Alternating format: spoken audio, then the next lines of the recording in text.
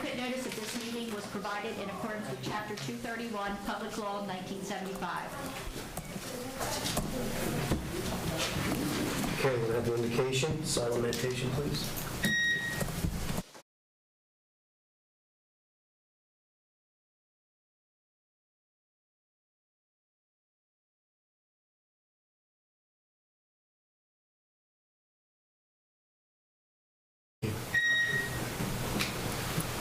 Deputy Director Romero, please flag sheet.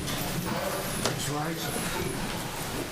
Pledge allegiance to the flag of the United States of America and to the republic for which it stands, one nation, under God, indivisible, with liberty and justice for all. Madam Clerk, please call the roll. Commissioner Albright. Here. Commissioner Lodes. Present. Commissioner Sorrow. Here. Commissioner Marchand. Here. Commissioner Taylor. Present. Deputy Director Romero. Here. Director Soleo. Here. We have presentations. The first one is Down Township update. Okay, presentations from Down Township, please.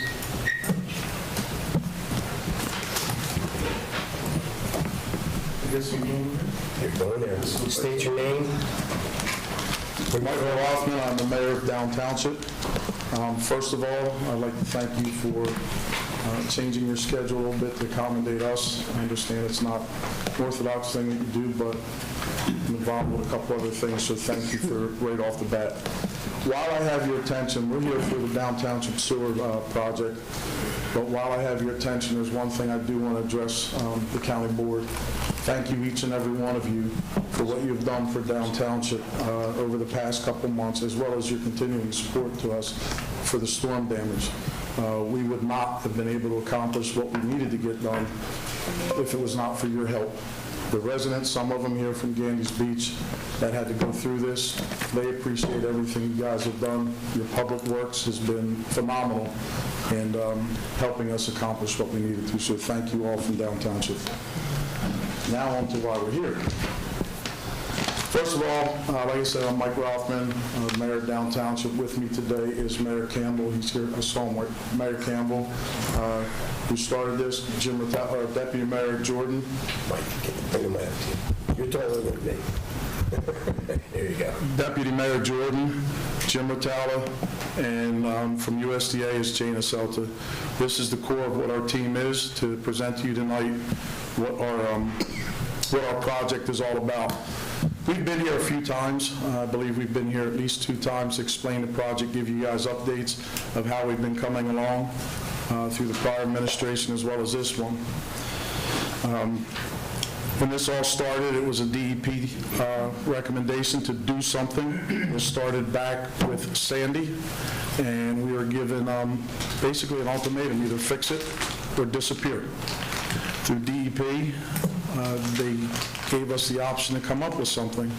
Mayor Campbell put together a batch sewer treatment plant that is going to be built in Fortescue to serve the residents of Fortescue and Gandy's Beach. It will serve 2 communities. This is one project.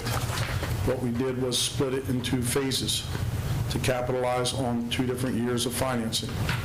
That's why you hear phase 1 and phase 2, as a brief explanation of that. When this started, this was a $15 million project pre-COVID. When COVID hit and the world changed and the supply changed of material, we jumped up to a $33 million project. Not because we changed the plans or changed the plant or did anything with that. The world changed us. It changed all of us in our own way. We were told by the committee then that if we raised 50% of the funding for this project at $15 million, that the county will back us in any endeavors that we have financially. When it changed to 33%, we not only exceeded the 50% that was asked to us to supply in grant funding, we are now at 77% of grant funding for this project. This is a testament to what our committee has done, to what Mr. Ratala has done, to what you guys have helped us achieve, as well as multiple federal and state agencies. The USDA is our biggest financial partner in this project. I believe, Jim, to the tune of 13 million plus? 15. How much? 15. I'm sorry, Mrs. South, to correct me. $15 million is what, 13 and a half is grant. and that is our biggest partner in this. We are what we like to consider the Jersey Shore of Cumberland County. There is no other place like Fortescue in the entire county. We're proud of what we have. Mayor Campbell at one time had a slogan that said, "No retreat." Well, we're not retreating. We are staying on this. In the 12 years that we have started with this, and when Mayor Campbell was told from the onset of this will never happen, here we are. We're at the line. And that's why we're here. Basically, what we're going to be presenting to you tonight from Mr. Vitale is a very simple way of me trying to explain this to you. Hey, Dad, we need you to co-sign a loan for us. I want a new truck. Anytime you put your name on the bottom line, you are exposed. It's no secret. All of us have been in business. All of us signed a loan. We know what you're responsible for when you sign the bottom line. What we want to do is not only show you that we have a job, we want to tell you what our income is. We want to tell you when we're going to pay you. We want to tell you how we're going to pay you. We are right now 100% funded. And this all happened in the past few days. The last pieces fell into place. As most of you know, there was an email put out from Senator Booker and from Congressman Van Drew that we received the earmark of $4 million last week. That is this project. That was a question mark on this project for a long time. It's here. So now we are 100% funded for this project.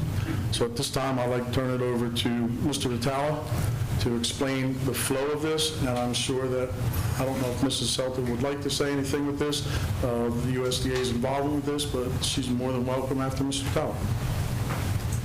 Good evening. This has been quite a journey. I've been involved in this project for 6 years, and the Mayor mentioned partners, and that's really a key here. Throughout this effort, we really started with the county commissioners, because the township could not move forward with this project without the commissioners' involvement. And you were supportive in 2018 when we started this endeavor, and we're here to really give you an update on where things stand. We made a partner at DEP. DEP, they are promulgating regulations on sea level rise, on coastal evacuation, on coastal protection, but through the process and through a lot of hard work with the engineers who are involved in this project and the mayor and Mayor Campbell and others, we convinced them that this is the right thing to do, that there's a culture that exists in Fortescue and Gaines's Beach that needs to be protected, and that this is something that they want to support. And all the way to the commissioner level, we got their support, and we received all the necessary permits. That was a huge accomplishment. They also provided upfront a promise of $2.5 million in loan forgiveness to help leverage the project. Another great partner that the mayor mentioned is USDA, United States Department of Agriculture. Almost $13.6 million in grant funds and an additional $1.5 million in loan funds. That is already in place for this project. Been applied for, the grants were applied for in 3 different tranches, and they've all been awarded. So that was a major accomplishment. Another big partner in this was the DEP in grant funds through the IBAC. The DEP, as the mayor mentioned, they've asked us to split the project. So you have to do part of the financing by July 1st and part of the financing right after July 1st. By doing that, the township qualifies for $5.5 million in loan forgiveness, $2.5 million in FY24, and $3 million in FY25. So that was a major accomplishment, and they've really worked with us. They made sure their regulations actually changed in FY24 to allow Down Township to meet their affordability criteria, which meant instead of $2.5 million, it was $3 million in loan forgiveness, and it also reduced the interest rate for their financing. So that was a major accomplishment. The mayor mentioned the involvement of Senator Booker and Congressman Van Drew. They've been involved in this project from the beginning. Congressman Van Drew when he was a state senator, and they have not faltered. I am involved in a lot of different projects. No one got $4 million in an earmark. They got a little bit, but not $4 million. Both Van Drew and Booker worked hard to make sure that that happened. So that's very significant. And again, as the mayor mentioned, that happened this past weekend, that this federal budget was signed by the president on Saturday, and that locked in $4 million. We also received $2 million from DOT in 6 different grants. Those, basically, you're going to be ripping up the roads in the communities. They need to be repaved. Instead of having it be part of the original, of the major contracts, that's going to be done separately through DOT grants, through the city engineer, through the township engineer. So that's another significant improvement. In addition, we got $150,000 from DCA, from the Department of Community Affairs, for shared services, to reduce the cost of operating the facility. We have a draft agreement with the Land and Sewage Authority to operate the facility. It's one thing to build a facility. You also want to make sure it's going to be operated properly. Land and Sewage Authority has a long history of operating facilities, and they'll be operating this one. But the $150,000 pays for all the capital needs for them to get started. So there's a lot of leverage that went into this project. The last is a $8.9 million loan through the iBank. It's a low-interest loan, and it'll be paid for through the life of the project. The user fees will be around $1,400, which is the same fee that we've talked about publicly to the residents, and we've had several public meetings. The last one was this past December, to provide the residents of Fortescue and Gandy's Beach an update on the cost and the progress of the project. So putting that all together, we have a project that's now $35 million. 77%, as the mayor mentioned, 77% of that is grant funded. The other is low-interest loans from the iBank and from USDA. So we're in a great position. All the bids have been received. The project will be ready to be awarded in late May, giving us plenty of time to work with the iBank, and we've been meeting with the iBank regularly. It gives us plenty of time to meet with them to make sure that a portion of the financing is done in June, the rest is done in July. So we're all working together to make this happen. But the reality, when you talk about partners, and I just went through a list of them, the most important ones are you. This project can't move forward without the county support. And certainly your involvement from the beginning has been important. We've tried to keep you aware as we moved along. We're still looking for other funding. I mean, there's still other opportunities. We've had meetings with the governor's office and others about the potential for funding. That's not off the table. We continue to work on those options. And if there's other opportunities, this project's going to be under construction for the next 2 years. Won't be completed until mid-26. So there's plenty of opportunities and time to bring additional dollars to this project. But and I guess the last thing I'd like to say is the support for this project from the governor's office, from the U.S. Senator, from the congressman, from the county, from USDA, has been unbelievable. And that's really a testimony to the leadership in Down Township. They never gave up. And that's really unusual because, things change, people change. But that support has not changed. So that's pretty significant. If you'd like, I can answer any questions you have. And if not, I can turn it over to Jane. Jane, you'd like to say a few things? Please.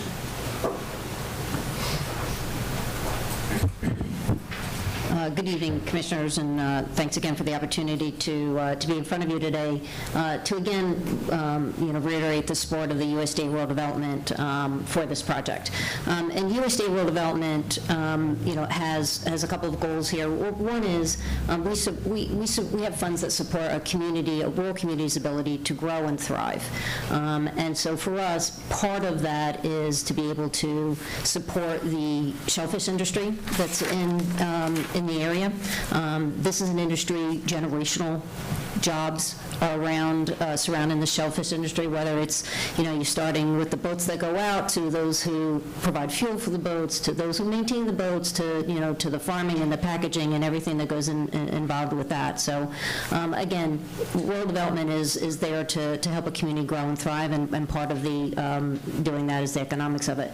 And the second part is to be able to have communities have investments that they otherwise could not be able to afford. So the federal government steps in to provide this low-cost loan. I think it was a 2.25% loan over 40 years. Who does that? A bank doesn't do that. The federal government does that. Again, to ensure that there's opportunity for growth and investment in these areas. And then through the grant funds that Jim just outlined, we were able to show the need of the community, back that up with again, the narrative that describes an industry that were it not for a project like this, these communities would disappear. That industry would soon thereafter as well. And then, we also talked a little bit about a project like this. It provides the residents the opportunity to use what is their generational wealth, this one asset that a family owns, and be able to have a future for that. So that way you can sell a home. Right now, if you don't have a septic system that passes certain inspections, you can't sell that home. So we're trapping people into a property that would would eventually disappear. So it gives those families who have years and generations invested in their property the ability to continue to live there, but also be able to pass that home onto the next generation, or sell to somebody else who wants to live in that beautiful community along the bay. In addition to the grant funds and the loan funds, we also have supports for those residents. It is incumbent upon each resident to hook up to the system that we're helping to grow, to build. And with our program, residents who are 62 and above, who are below a certain income threshold, and I believe that's $55,800. I could be wrong.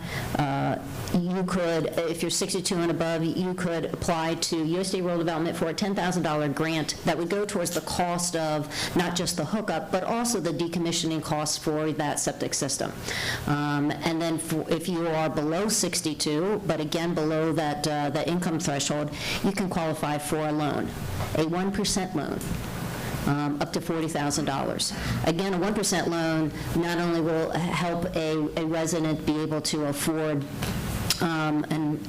afford the septic system decommissioning and the hookup, but also, we never repaired the roof, now did we? And we could make that handicapped accessible that we always wanted. We need a roll-in shower. We need, it allows again the opportunity for the homeowner to make the investment in their property.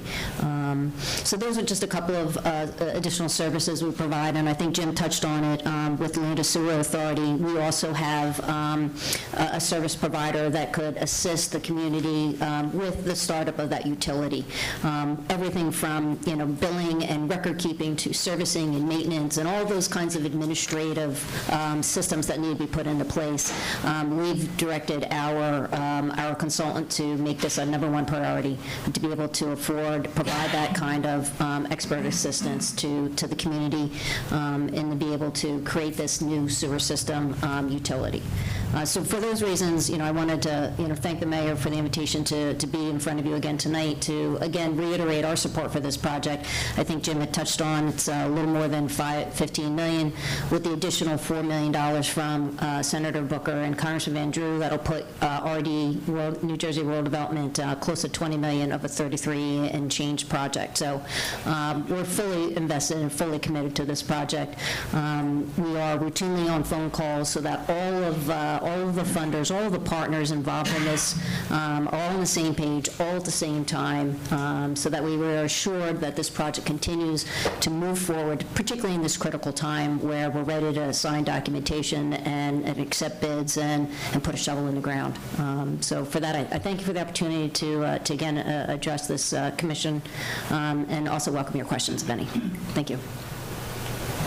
Jane, I just want to thank you for continuing to come before the Commissioner Board. You've been here several times, and we really appreciate you coming and just the transparency on the project and explaining it in a really clear and concise way for us, and we really appreciate that at the county level. Jim, and especially Mayor Rothman, I have to commend you for the outstanding job that you have done seeking funding for this project. It is not easy. We are all looking for grant funds for different projects at the county level and at many other levels and other things that we do, and I can't commend you enough for how tirelessly you've worked to pull this project together and find the funding to come in so that it's not on the taxpayers' back of the people that you represent. I do have one question regarding the loan for hookup and for grant for hookup. Is there assistance for the 62-year and older population who might be applying for that grant as far as going through the paperwork? Is there somewhere that...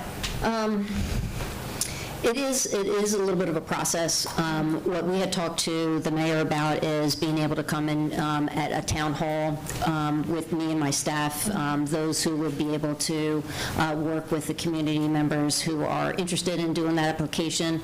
It does get a little wieldy, so yeah, we'd be interested in being able to have the opportunity to bring 3 or 4 people, sit at desks, and allow the community members to come and ask questions and get the paperwork, and what do you mean when you say this, what do you want here, and we have a checklist that's involved, and that would be fantastic. Yeah. I know I've been involved since the inception of this idea when Mayor Campbell came up with the idea, and I remember that first town hall meeting when everybody came out and had all these questions and a lot of concerns, and that was a really big one because a lot of the residents do live paycheck to paycheck in their households, and they were very concerned about those hookup fees. And so I'm so happy to see that there are grants and very low interest loans available for those families. I just want to make sure that they have that support because it can get Yes. A little hairy. So I want to make sure they have that support to get through the process. Particularly when you're 62 and above, and you're limited skills in the technology, and so yeah, you can fill that application in online.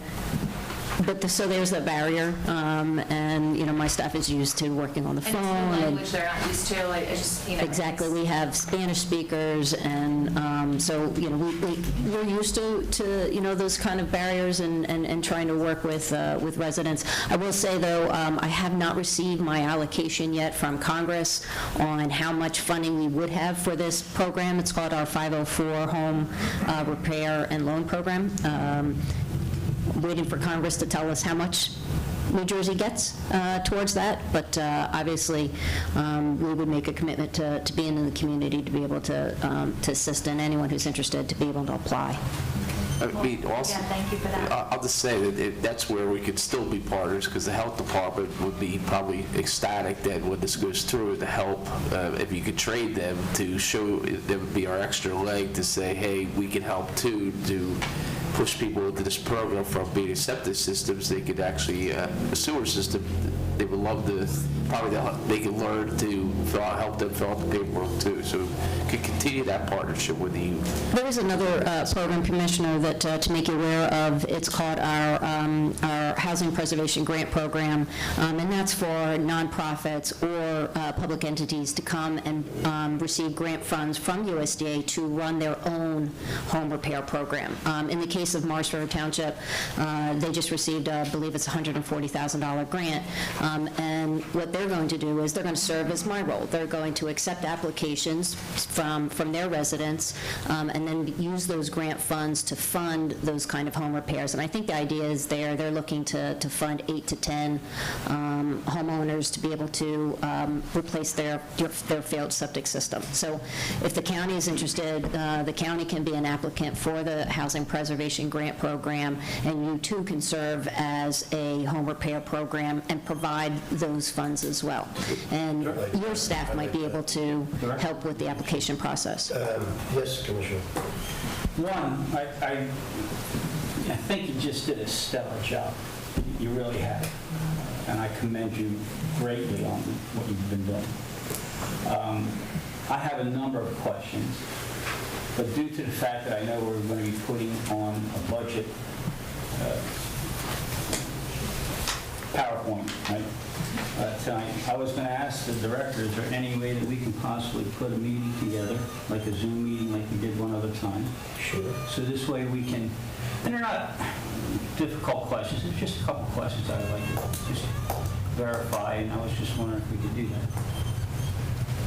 Absolutely. And No reason why we can't, right? no? No, and it's also going to come back before you, and I don't know what the context of your questions is, but it's also going to come back before you for action, right, when we introduce a bond, presuming you wish to support this project as a board.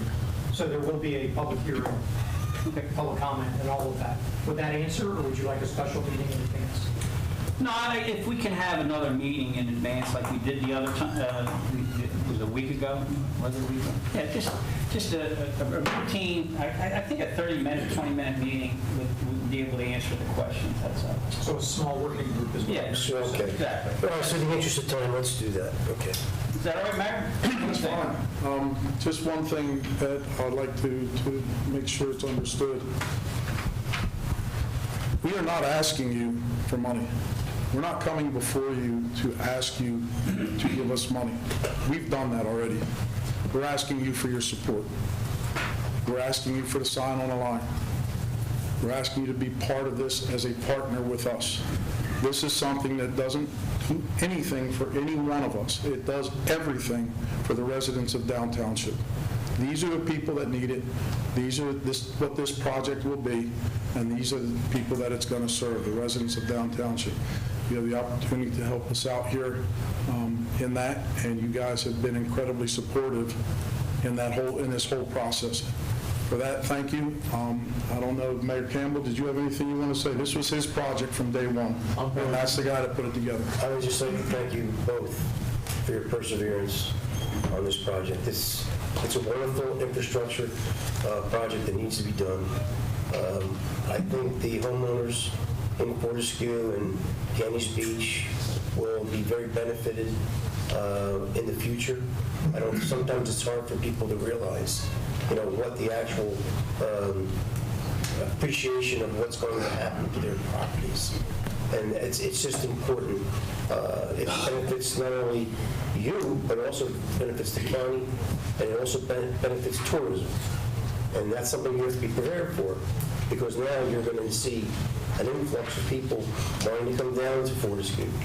Kind of like almost maybe even ruining your little atmosphere, your little solitude that you have down here. And it's beautiful. But I think with guidance and very careful economic growth, you guys can do both. So with that, I just want to thank you again for everything you're looking to do. I would like to say something, Mayor Rothman. Could you explain to the viewers at home and some of the people in the audience why this project is so important? The residents, they have to have holding tanks. The cost of the holding tanks are $15,000 and up. They have to have them pumped on a regular basis. The cost is pretty much the same as if you were to drop a septic, but you cannot do that. So when it comes to pumping out the system, some places, some homes are pumping them out two times a year, sometimes a little bit more. On the Bay Shore, this started back when Sandy hit. And if anybody's been down there since then, you know that there are some older tanks, properties that are no longer there. You see those tanks. The one thing with Downtown Township and the proximity to the Delaware Bay that was not mentioned here which will support what you're saying or asking. We are home to a shellfish community that is a $40 million industry. And that's right on our beaches, that's right on our shores. With these failing systems, the storms that hit and the pollution goes into that water, it closes our shellfish industry. Our oysters are known throughout the world. When you say Delaware Bay oysters, it is ours. It comes out of our backyard. When these septic systems are exposed to the water and it pollutes it and they close it, that industry suffers. So this is something that would help that. The residents of Down Township with all of this, I mean, here's a perfect case in point. Look at Seabreeze. Look at Bay Point. Look what's going on in Money Island. We have no control of it. The state has come down and said, we're going to take over. End of story. Again, through Mayor Campbell's slogan, no retreat. We're not going to stop. We're going to protect our community. And the reason we're so passionate about it is because it's ours. These are our people. And the one thing that is part of all this, when people are paying their taxes and say their tax rate is either astronomical or unaffordable, there's not one of us that live in Down Township that don't pay the same taxes. All of us pay the same tax. All of us are involved in this project, whether you want it or not. Not meaning the rest of Down Township. It is a user-based system. That's what's going to support it. But we all live there. This is our home. And we want to make it the best for the future. So what's behind me, I can promise you, I'm not staying in this position much longer. When this is done, I'm out. But when I'm done, I want to look in the mirror. I'm out, believe me. I want to look in the mirror and know the same thing from the day that I got involved in this. The person I saw looking back at me is the person I have to answer to. And when this project is done, knowing that I can look at that person in the mirror and know that we did the right thing through this project, knowing that you were part of making the right thing happen for the residents of Down, that's where the passion comes from, and that's where it's going to serve our residents and the need for it. It's not a me thing. Thank you, Mayor. It's a them thing. Thank you. Thank you. Okay, very good. All right, let's move on.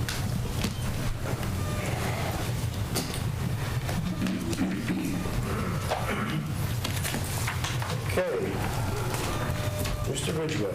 Yeah, who wants to watch a 35-year-old man try and get technology to work for him? This is where we're at right now.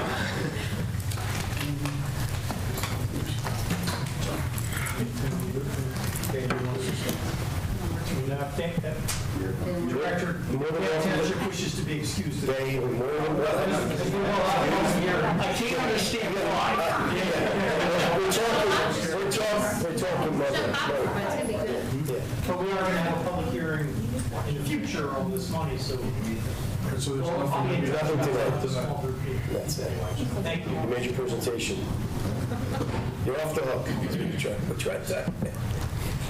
But you can stay. You can still watch, you know, sure. I got to answer. I got to go to class. Gentlemen, thank you again. Have a great night, Mayor. Thank you, guys. Thanks, guys. Thanks for Netflix. All right, the Pear Channel. Okay. You have no idea how relieved I am that this worked on the first try.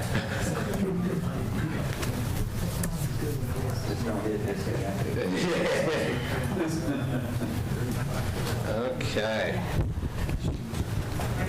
Oh man, it's not as much of a turnout as last year. Yeah, they must have sensed that I was going to be using the same exact slides as last year, because I said last time we had a meeting that I was going to present a shorter, condensed version of the budget presentation, and then I got a couple slides in, hated it, and then just reverted back to the old format, which was last year. So I'm sure everyone's thrilled. Is there an over-under on what time I'm going to hit? Because I thought I did an hour and a half last year, and then I hear it was 40 minutes, so I think we're going to be doing pretty well tonight. If I can do this in under 20, it's a miracle. I'm sorry, commissioners. So for those that don't know me, it looks like mostly department heads, so yeah, everybody knows me. I'm Jeff, I'm your CFO. I've been in the position for roughly a year and a half now. feels longer than that. So this is our introduction of the 2024 budget tonight, and we're going to do a public hearing and adoption on April 9th. Traditionally, the presentation has been done at the public hearing so that you introduce it to the public in the form of just issuing the budget, but then there's no explanation that comes with it. So I'm going to switch it up this year and do the presentation at introduction so that when the Commissioner Board and the administration is presenting the budget to you with this 124-page document that the state has not modified in years, then there's some explanation as to what is in there. That way the public at least has an idea of what's in there instead of waiting a whole other month. So we're going to try it out. If everyone hates it, we can talk about it later and change it up next year, but worth a shot at least. So I'm going to try and roll through these because a lot of these are familiar. It's the same ones as last year. So I had a lot of trends, I had a lot of graphs. So the budget process. Typically, these department requests go out in August. We ask all the department heads what they want, what they need, and then these come back to me usually in mid-September, and then the administration gets together with all the departments and discusses what the asks are. Not only that, we also look to see, like, hey, is there anything operationally that you guys need?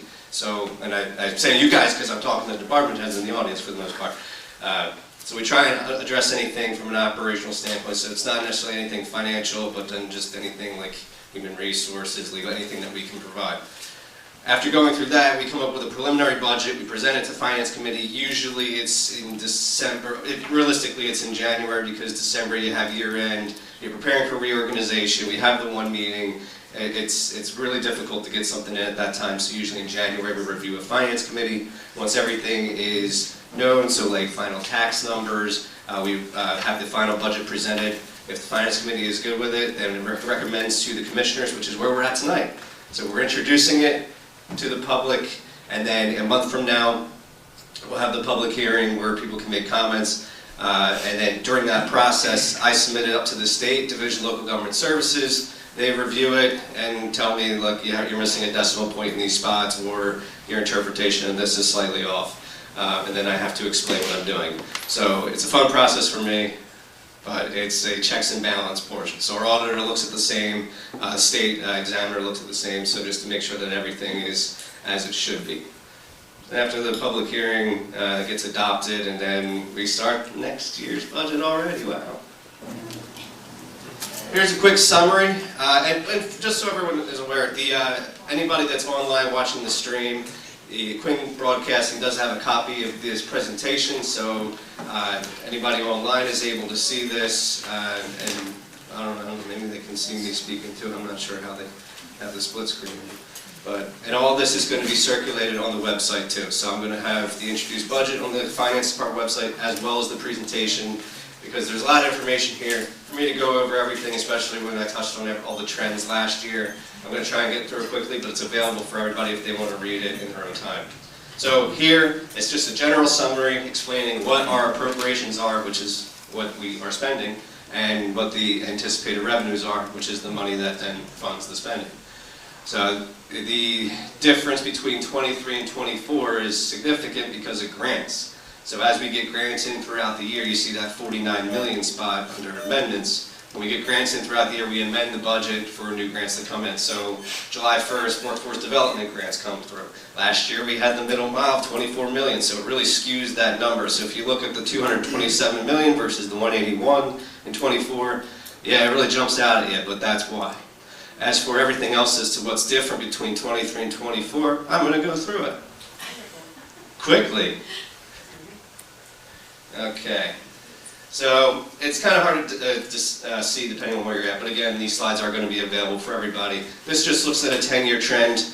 So as you can see, there's been a lot of ups and downs for salaries. So the beginning starts out with the JDC closing, reduction in jail overtime, then just kind of goes up because contracts are settled and things don't get cheaper. Cost of living goes up. So contracts get settled, more money gets spent on salaries, wages. Then that big drop in 2021 when a bunch of jail positions were removed to fund the inmate housing agreement, which I think we were all familiar with. And then in 2023 we started adding in more positions for the jail, and then also had the first full year of the collective bargaining agreement with the sheriff. So then as far as 24, what did we do? So, and this just sounds bad, but we have some vacant positions that we are prorating for the first 4 years first 4 months of the year. So we have vacant positions, and we're in March already, and I know that we're vacant for these months. So the salary budgets are then going to be reduced for that proportionate share until the budget's adopted, because we know that these positions are going to be held vacant. So why budget for a full year of positions that you know aren't there for 4 months? As far as attrition, if somebody retires in 2023 at a high salary, and then you are advertising for that position, same spot, but then they start at a lower step, say one person was at step 15 making 60,000, you hire somebody in at 40,000 at step 1, the following year, that savings goes to the taxpayers. So department budgets are reduced as a result of that. Otherwise, budgets would just keep growing and then they never go down. Analyze grant-funded positions. So there are some positions in the county budget that are offset by grant monies. So not to throw the prosecutor out there. Sorry, I saw you on your phone. So you have victim witness advocates that are charged to the county budget, but then we have VOCA grants that come through and then refund the county budget. So what we do, we look at things like that and try and net those out in advance, make sure we still have enough cash on hand to cover, but then anticipate those grant dollars, because otherwise we just end up with an unspent appropriation at the end of the year. What else did we do? We eliminated some positions that weren't able to be filled. So GED teacher for the jail, we just entered a shared service agreement through Salem County VOTEC and Rowan College of South Jersey. We don't need it. Last year we added some mechanic positions to the Department of Public Works in hopes that we were going to be able to service all our fleet vehicles in-house. We haven't advertised, couldn't get anybody. County auditor, that was a wish list item for me. That was going to be someone to help in the finance office. Advertised, wasn't successful. So recognizing the economic climate, I know everyone's struggling to hire people. These are temporarily removed. We can revisit this in the next year, and then hopefully there can be more candidates. And then as far as collective bargaining agreements, so I have on the right just the rough increases. Constitutional officers, it's based on a Superior Court judge salary. So that is stricken by statute and then is adjusted for whatever the state treasurer authorizes as an increase, up to 2%. Everything else is just a list of union agreements, so the increases for that. Unaffiliated got 2%, which was by resolution.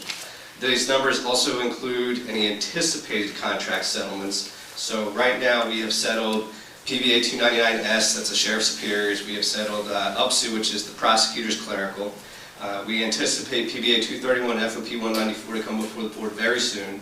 And then PBA 396, we are prosecutor investigators, we are actively negotiating.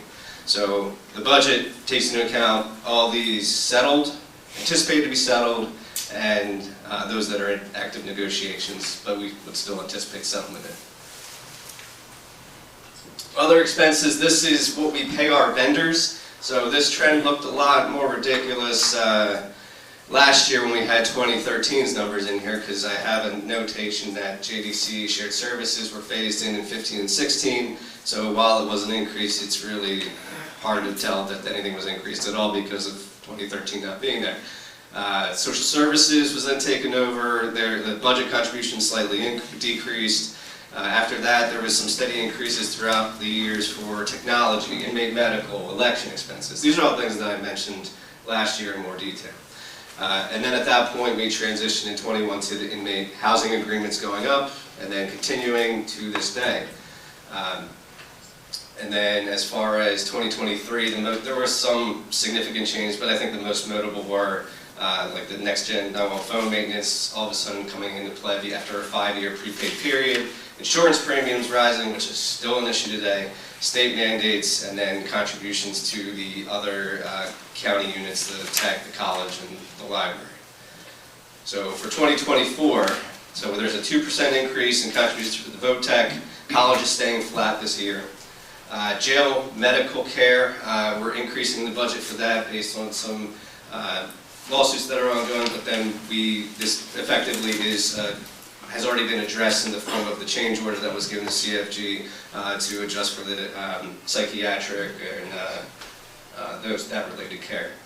Liability insurance premium up 4.5%, property 15.58%.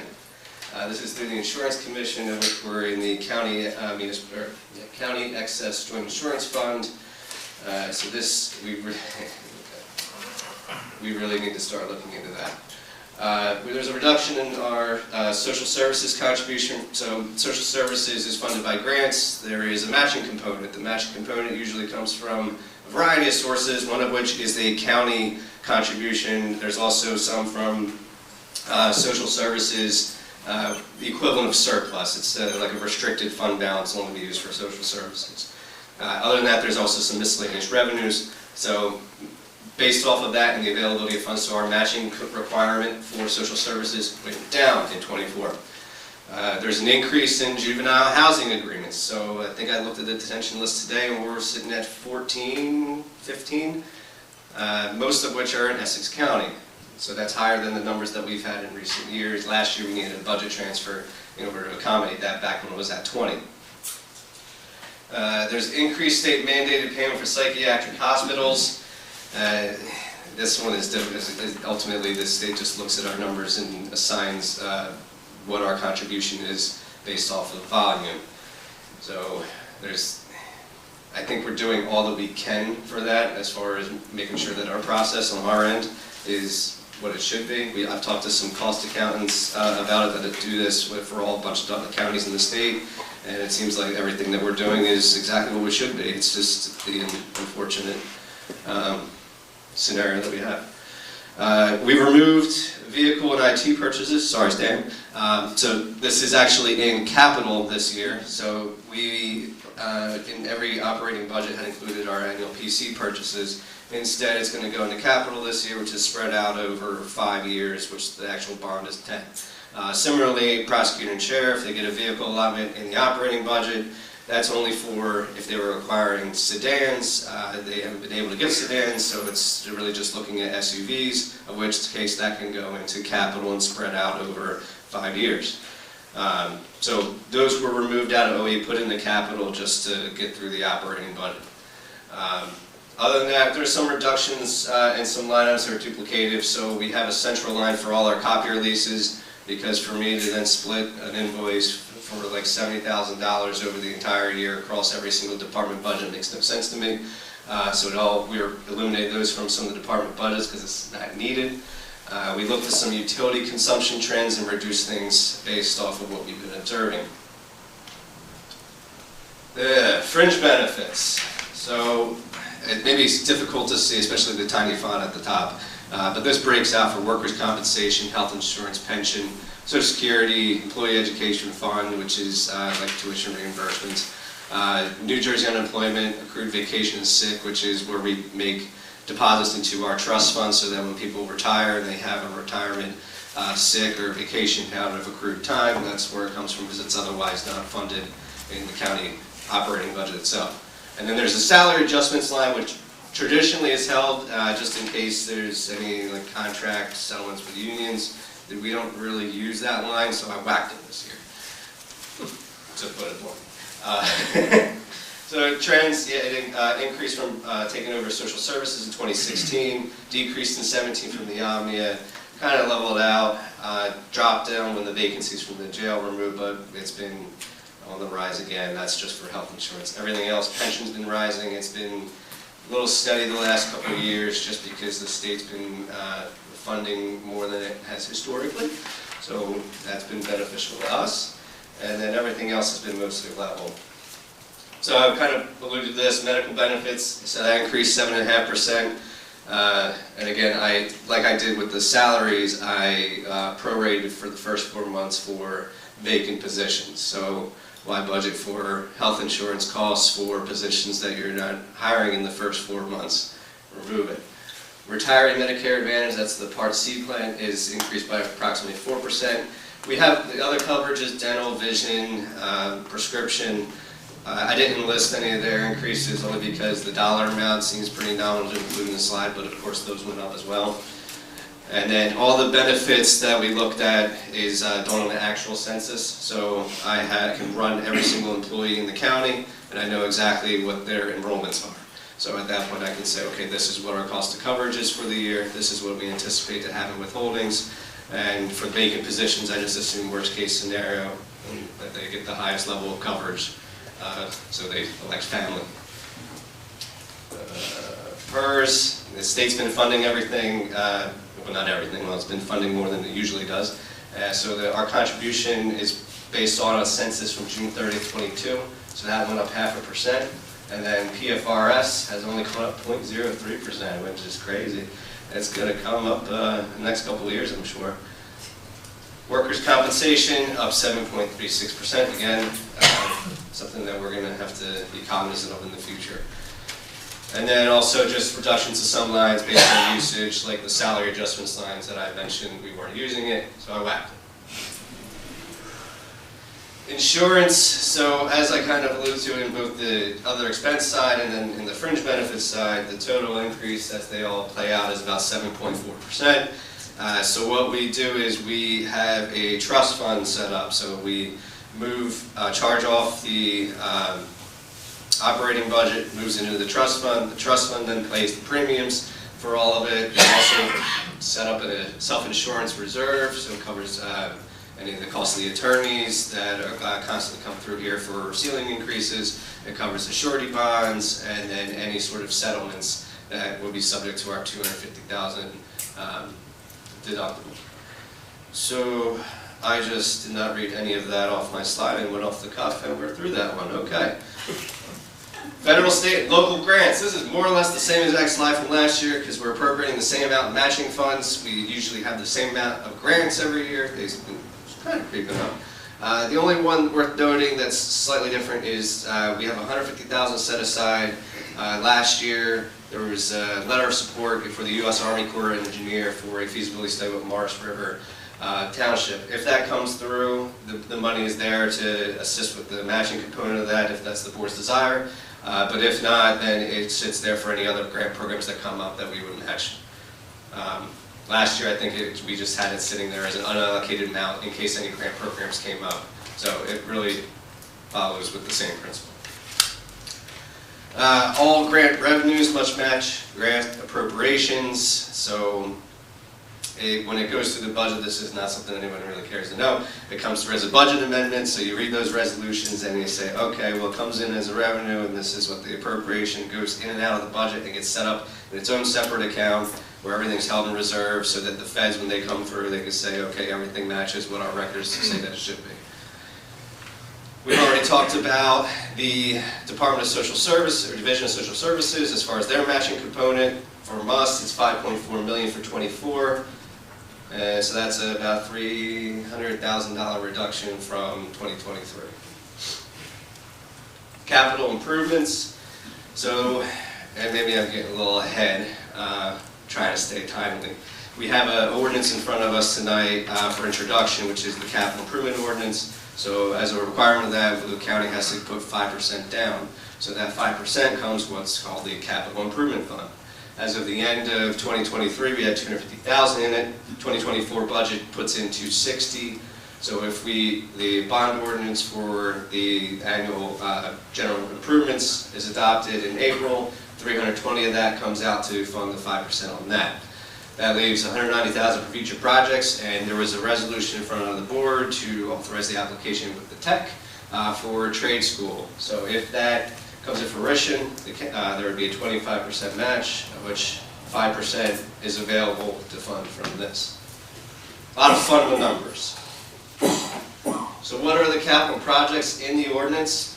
Well, this and then the next page includes that. So again, this will be publicly available. I will also attach this detail to the ordinance when it comes time for April 9th. But just to quickly run down, a lot of this is same stuff every year. Bonding costs, so it covers the professionals when we eventually issue the bonds. Computer network and technology, those are Stan's computers. I can't tell if he's smiling or not. Oh, no, that's not a smile. Okay. Sheriff, car computers, so the new Cumberland CAD system. This is to update any technology that they need inside their vehicles.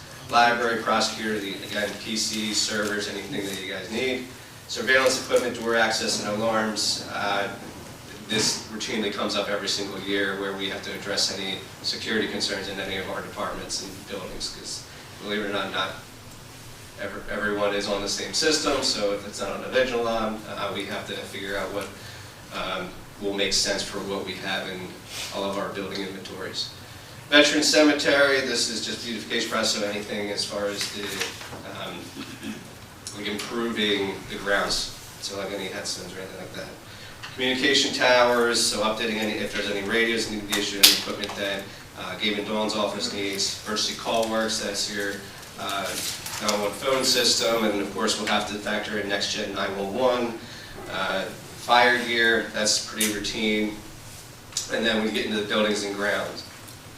So I don't know if anybody really wants to go into the details on these. I think they're pretty self-explanatory. The only one that I will make mention of is the solar or photovoltaic systems in miscellaneous building renovations. The county's doing a solar feasibility study, so in the event that the county proceeds with doing any sort of solar improvements, this amount can help get us there. If anything is successful, the developers would then reimburse the county for these costs, so this wouldn't be anything that the county would necessarily be issuing on. Roads, bridges, and culverts, this is for planning and design for any of the various DOT improvements that we do. Grants typically cover the construction, but not the planning and design. That's what comes out of the capital. And then small equipment like trucks. Neil wants a stump grinder because Neil just hates trees. We won't go there. There's an excavator for mosquito and then a sweeper truck for some DEP stormwater remediation requirements that are either hitting this year or next year, I can't remember. Now for debt service, all right, 22 minutes, I'm a little over already, I'm sorry. So debt service spending trends, so this goes, as you can see, our spending in debt has gone up until 2022, and in recent years has been trending downwards for county obligations. That's good. So in 22 we had $500,000 reduction, 23 the same, and 24 the same. Things you like to see. Things you also like to see is the net debt. So by statute, the county is able to go up 2% of its 3-year average equalized values in total net debt that it can issue, or authorize rather. So this kind of gives a history on how high that number has reached. So it had gone up temporarily, but then adjusted itself next year for the VOTEC. Then there was the VOTEC addition, and debt started being paid off, and then came a year where we authorized more than we were paying down. So the Rowan University, Rowan Medicine Building, the voting machine acquisitions, that kind of triggered that to go up. And then as you can see, this has been trending down significantly, which is good. The idea being that we don't authorize any debt more than what we pay off in a given year. So if in that mindset, you're gradually whittling down and can eventually get to pay as you go, if that is the desire. So net debt, our capacity at the end of December 31st, 23 was $207 million. That's the maximum amount that we could have in debt if we wanted to. What that number does not include is the jail lease, because it's structured as a lease. It's not included in your net debt. I think for planning purposes, you always assume that it is. So while it doesn't show in our net debt calculation, just as far as actual planning for capital purposes, you assume that it is included. Talk about fiscal policy, once projects completed. Okay, so once projects are completed, if they come in under budget, what we do is we cancel the ordinance, and then the money that was set aside and issued in bonds gets held and set aside to pay off the same debt. So for example, and I'm getting ahead again, the 700 megahertz project is going to come in under budget because we used ARPA money to fund the large portion of the Motorola contract, which was like $14 million. So that's going to leave money left over in the capital ordinance, of which there were bonds issued. So when that project's done, that money gets canceled, it's held in reserve, and then it comes in to help fund those same debt payments for the years after. Or you could do like a reappropriating ordinance and apply to something else, but I think it's more appropriate to keep it project specific. Okay, so that's the spending side. Now, how do we fund it? The anticipated revenue summary. So the breakdown is you have surplus, which is quite literally just the cash that we have on hand against the liabilities that we had at the end of the year. So we had about 22 million sitting in surplus as of 12/31. Fiscal policy is that we limit what we use in surplus based off of what we put back. So we put back a little bit over 10 million, and we're using 10 million even. Property taxes. The tax levy is staying flat for 2024. Property taxes, and this is more information than anybody wants to know, is subject to two separate cap laws. One is from 1977, one is from 2010. If you're a municipality, the 77 one is a spending cap. So you have a spending cap and then you have a levy cap in the 2010. For counties, they're both levy caps. Why? I don't know. I don't write these things. So we have to look at whatever one is worse for us. So because we have two levy caps, whatever one is not favorable to the county is the one we have to use. 1977 is the one that we're going to be in this year. 1977 doesn't automatically bank something if you don't use it. So there's a cap bank ordinance in front of the commissioners for introduction tonight that basically allows us to bank it. 2010, you can. 1977, you can't unless you do an ordinance. Doesn't make much sense to me, but that's the compliance requirements that I have to follow. Miscellaneous, fringe benefits, and then debt subsidies. So miscellaneous is detailed on the right. These are traditionally limited to whatever we put back the prior year. So if you got $2 million in revenue for county clerk's office fees, you can't anticipate 2.5. You're limited to what you have brought in. There are some exceptions. So, for example, the Health Board administrative reimbursement, that's based on a shared service. Health Board gives us that amount of money for just basically what are essentially indirect costs. So like if my assistants in the finance office, payroll, purchasing, running the general ledger, doing the financial statements, that's kind of baked into that number. The CCIA, we get 5% of their operating budget every year. That's statute, that's what we request. Grants, this is for indirect costs that we're able to charge any grant programs based off of what services that we, like say, same example, purchasing may do an RFP for workforce development. So in that instance, our office is participating in a grant activity. So this is an indirect cost that we're able to charge and get money back from the feds or the state government. Court overhead, that's for the state to then pay us for the pro rata share of what they occupy for family and probation. So, and for the most part, I think that kind of addresses, no, okay. Added and omitted taxes, that's what gets certified to the tax assessors in new construction every year, and then the county gets its share. Interest on investments, we had a major increase in 2023. So we had 982,000 in 23 anticipated. We put back almost $3 million based because of the interest rates in our investment activities for our idle cash.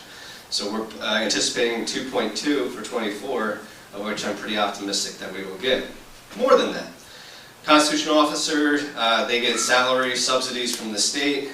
The Office on Aging Director gets the same, and then the Human Services Director also gets subsidies from the state for a portion of their salaries. ARPA revenue loss, there's a resolution in front of the commissioners tonight to cancel a portion of what is remaining balance. You're able to use this for general government service, of which we are using in the county budget this year. The balances that are being canceled are projects that are either completed or, let's see, let me think of it. So South Avenue Culvert was for the planning and design. The actual construction is going to be done through grant funds, either through DOT or some other transportation grant. The disinfecting of congregate facilities, that was done. A lot of it we were able to secure through FEMA, so we didn't use as much as we needed. We had a line item for administrative costs, of which we didn't charge anything really there. So everything's just general staff time, like mine, when I'm doing these reports. So for the most part, everything was completed. The only difference would be you're taking money from the line item set aside for recreation. However, this board is very invested in providing improvements to the recreation. So just because it's being taken away for the taxpayers in this budget, there is a very clear commitment to do that in the future. So there's $2 million remaining for fairgrounds and recreation improvements. The master plan is going to be presented on the 26th by Mr. Pizarski, of which I think the draft is going to be posted on our county website.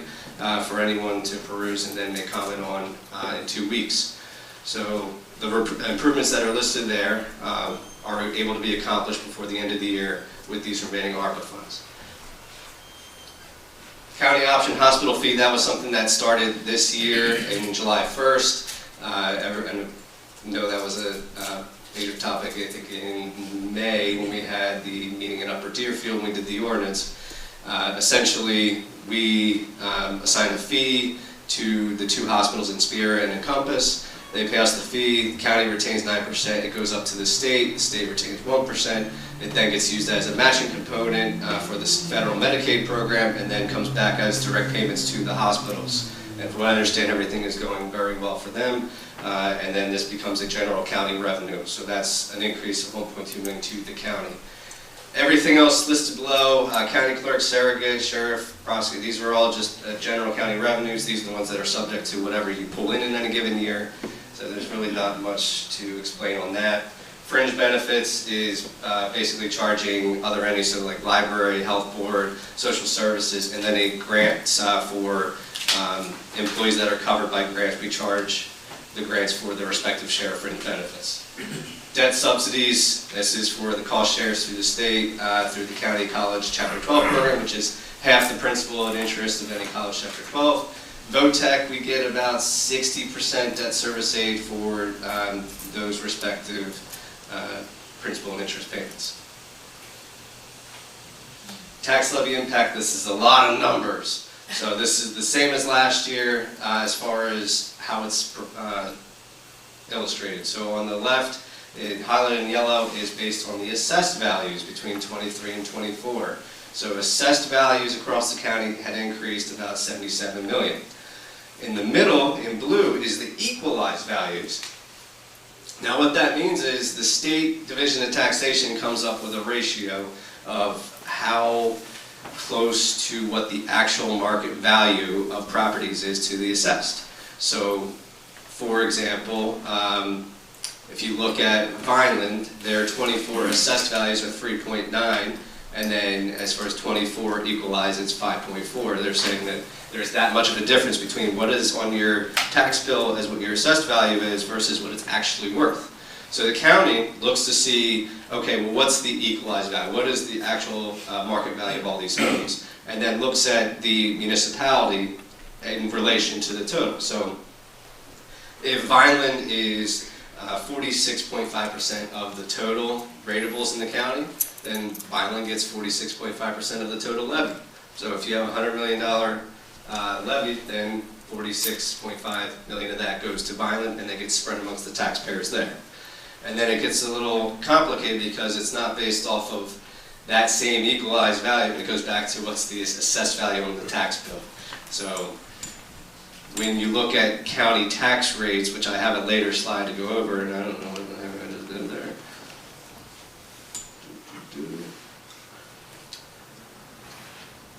And I'll kind of give an example of how the rates could differ, which is on this slide over here, but I have it right here. So if you look at the assessed rates by municipality, the county has not raised its tax levy at all, it stayed flat. So based off of how the rateables do in each individual municipality versus the rest of them dictates whether or not they get an increase or decrease in the rate. So for example, Bridgeton, because their percentage of the total had increased in 24 versus 23, they have a tax increase, but we didn't raise the tax levy. On the opposite side, Stowe Creek, they have like a 20-cent decrease, just because their share had dropped that significantly. So this is just an example of, okay, based off of, like, there's no increase or decrease from the county side, but then these municipalities still experience this, unfortunately. It's the state system. And then further, just looking at the actual rates county-wide. So between 2020 and 2024, if you look at the equalized, it went from 8.6 billion to 11.6. Assessed values went from 8.3 to 8.5, not so much. But then if you look at the assessed in 23 and 24, if keeping the tax levy flat, you experience roughly a 1 penny decrease in 23 and then a 1 cent decrease in 24. And again, the levy stayed flat, just the rate was changed. This is just an example. I'm not going to go through it just because I kind of alluded to it already, but kind of lightly touch on it. So Bridgeton, in 2023, their equalized values decreased. Coincidentally, roughly by about the same amount as an increase this year. So they had a tax decrease last year, and then this year they have a tax increase. Meanwhile, the levy stayed exactly the same. It's just their share of the ratables had just fluctuated that much. And then this is just a ratable trend. So what you want to see is this orange line and this gray line. You want to see them close, because that means that your assessed values are close to what the true value or the market value is. But then once you get here, the market value or the equalized value starts getting a little farther away. And if it stays far away, the municipalities may have to consider a revaluation. And I know nobody likes to hear that, but I mean, if the assessed values are not where they actually are in terms of what the market values are, then you got people that come in with new homes, new construction, theirs is closer to what the actual market is, and then they effectively start subsidizing the people that are not being assessed at what their true value is. Not a problem yet. If it stays that high, yeah. Cash surplus, kind of already alluded to it. We put back a little bit over 10 million. We ended the year with 22.6 million in surplus, and then using 10. For next year, I'm expecting things to be pretty similar, because what we have currently unspent from last year's budget rolls in the surplus at the end of this year, ballparking that to be around 8 million. And usually that's about 80% of whatever the total is that we put back.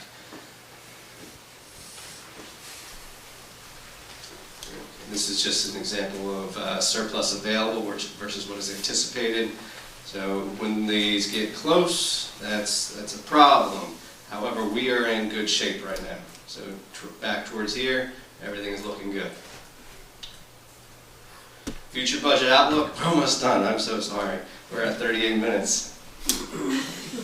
40 minutes was accurate, and I thought I was moving fast and skipping over stuff. Wow. Future budget outlook, kind of already alluded to the 700 megahertz project. ARPA revenue loss, this is the last year for ARPA, so that's also plays into why the resolution is canceling balances, because we have to obligate and have contract awards before December 31st or we lose it. Union contracts, they are being settled, which becomes challenging because in recent years the cost of living has gone up tremendously. There were law enforcement contracts that are no longer subject to the 2% interest arbitration. So these are all the first contracts subsequent to that sunsetting. County jail operations, we're in the process of ironing that out. Pension costs are going to be on the rise with the state. They've been funding the last couple of years, but I'm not an optimistic person. State mandates, elections, just with the printing ballots by voting, the 92 voting districts, body-worn camera mandates from the AG's office, psychiatric hospitals. We don't have, I know we have some grant funds coming in for some of these, but psychiatric hospitals and then body-worn cameras we do not. Insurance costs rising wildly, medical liability property, which we already kind of discussed. Interest rates are likely going to taper off in 2024-25. I've already seen that with our certificates of deposits, they're doing six-month call options on them. So they're not trying to have things that offer like 5% interest rates for longer periods. And then solar developer being something that we're investigating, that could be come in the form of new revenues, could come in the form of reduction in utility costs, and it could also, depending on what properties we look at, provide some sort of functionality there too. So public hearing, 4-9, that's where the public is able to make comments and questions. However, I don't want to tell anyone they can't ask questions. So I mean, if anyone wants to reach out to me in advance of then, it's appropriate that everything is done at the public hearing, but again, it doesn't stop you. So yeah, that's kind of it. 40 minutes, 20 seconds. Sorry, Kim.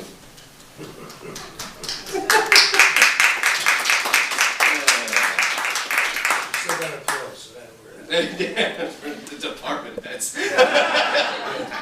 all they see is their grant money and their car money. You are. Oh, I did want to say a couple of things about the other resolutions. So there's 2 resolutions for the constitutional officer caps. Sorry, I just want to get up to 45 minutes. Said you were done. Yeah, I just can't help it. I have the microphone. So there's 2 resolutions for constitutional officers. So state law in 2015, any constitutional office, if they exceed 2% of their budget, it has to go before the commissioners for resolution. So the only ones that exceeded 2% were the sheriff and the prosecutor's office, which directly ties to collective bargaining negotiations and settling contracts. So those 2 resolutions are on the agenda for tonight. I have to submit those to the state as well. I think that they actually read them, I'm not sure. But that explains what that is. The EEO, there's going to be an affidavit the commissioners have to sign, basically saying that our hiring practice to do not discriminate based off of criminal records. Arbor resolution touched on, and capital ordinance and cap bank touched on. Okay, I'm good. Thank you, Mr. Ridgway. Okay, thanks. Good job, Jeff. I can go home now. It's wrong. You did good, sir. Thank you, I'm sorry. I like your new haircut. Go ahead. Ordinance I got it. 2024-1, approving cap bank with the 2024 county budget. Do I have a motion and second So moved. Second. for the ordinance to be read on first reading only, by title only? Roll call? I'm sorry, voice No, vote. voice This vote. one. All in favor? Aye. Ordinance 2024-1, approving cap bank for the 2024 county budget. Do I have a motion to move the ordinance on the first reading? So moved. Second. All in favor? Aye. Roll call? Commissioner Albrecht? Yes. Commissioner Lodes? Yes. Commissioner Sorrow? Yes. Commissioner Marchand? Yes. Commissioner Taylor? Yes. Deputy Director Romero? Yes. Director Soleo? Yes. Notice is hereby given that ordinance 2024-1 was introduced and approved by the Board of County Commissioners of the County of Cumberland on first reading on March 12, 2024. It will be further considered for final passage after a public hearing thereon at a meeting of the Board of County Commissioners to be held at the Cumberland County Administration Building, 164 West Broad Street, Bridgeton, New Jersey, 08302, on April 9, 2024, at 6 p.m. prevailing time, at which time and place comments and objections to the ordinance 2024-1 may be presented by members of the public. During the week prior to and including the date of such meeting, copies of said bond ordinance will be made available to the general public who shall request the same at the office of the clerk to the Board of County Commissioners, 164 West Broad Street, Bridgeton, New Jersey.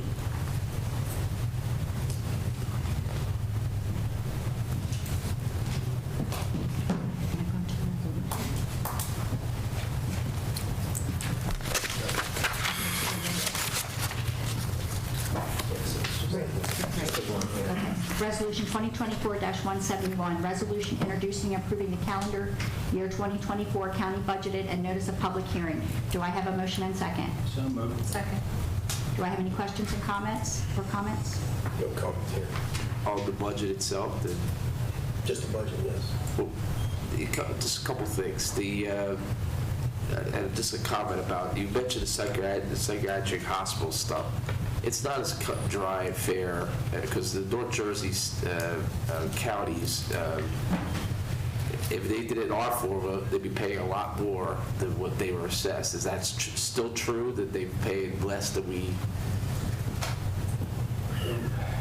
So it depends on what our civil commitments are. North Jersey hasn't been, and I'll be honest, I have not looked at a comparison to see, because I don't also see how many people that they are committing. Well, All we can see is what we. Just before, let's say last year, if it pans out, if you went per capita, and I think that whatever numbers, they were paying much less, or assessed much less than we were. And actually, we didn't understand why we were paying so much for what we had. So, I mean, has it changed, or do you think it's the same way? It has What's the question? I'm sorry. I'm just pointing out a statement that North Jersey is not paying their fair share of psychiatric hospital.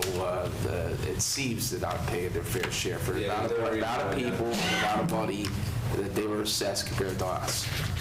Yeah. So as far as, you look at the number that they're committing to psychiatric, and it could be that they have maybe the people that are being committed in those counties are actually not from that county. It could be somebody from Cumberland that happens to be up there, and then it's based on the county residents. So, yeah, sure. The numbers, Could be disparity in there. Could be prorated too, where It was a big difference. Psychiatric inmate is different because we may have less than what they have. Yeah. So, okay. Anybody else? Any comments?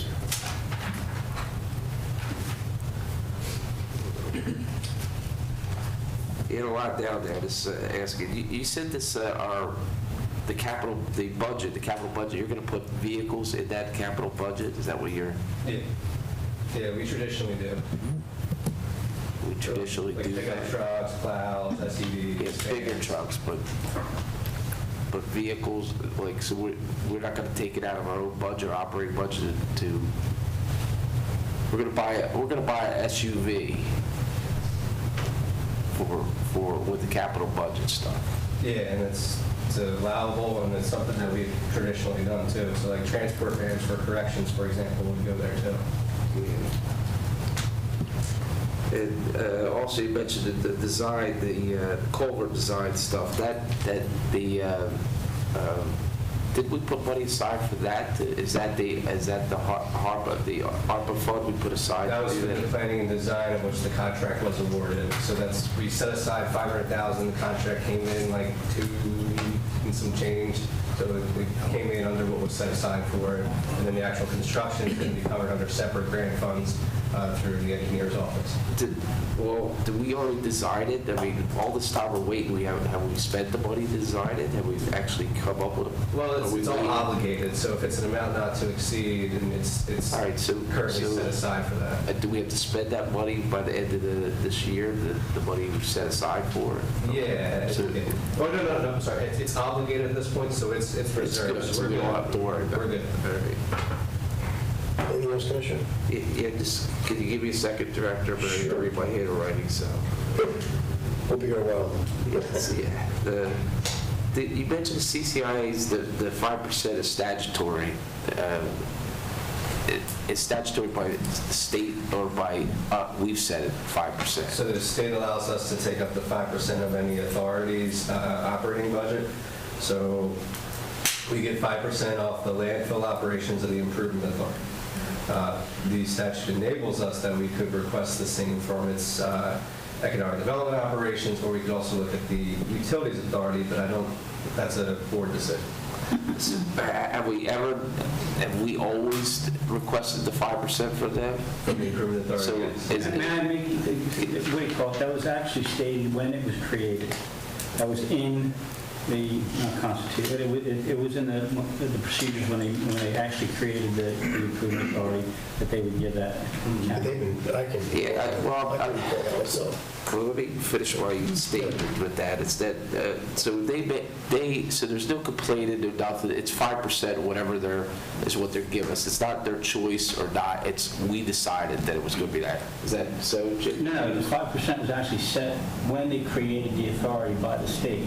Okay, so what they do is we get the 5%. Now, we can ask for more, all right? Okay, But we can ask for more. Do they have to give it to us? Not necessarily. But as the CFO just stated, there are other things that the CCIA are involved in that we can actually go for the 5% of that too. But it was that part I don't ever believe was done. And I believe that that's something that we should look at in the future. Well, thank you, Commissioner.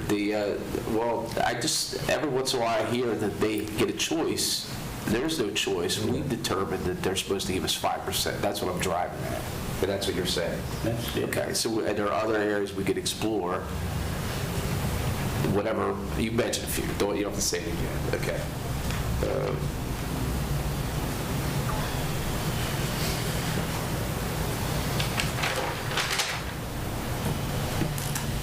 our debt service, since it's coming down, and hopefully, and that well, should this be marked somewhere, because I know we got the jail hanging out there that we pay, that it's not in there, but you're telling us it's not in there, but it's still there because we pay it. Should be somewhere noted in the document that there's a debt service that it's not in the budget, it's in the budget, but you understand what I'm driving at, that our debt, it's not part of our debt service because it's a lease, but we still pay it, correct? It's $3.5 million every February. Yeah, I think we have it in our budget advertisement. We list all the debt that is getting retired, and we include it there. So it's included somewhere in there. Yeah, it's included our financial statements, our audit reports, our debt statement. You can see it coming in and out. But it's not in that. It's not in that debt service form you showed us on the screen. No, I wasn't in my presentation. Okay. Well, yeah.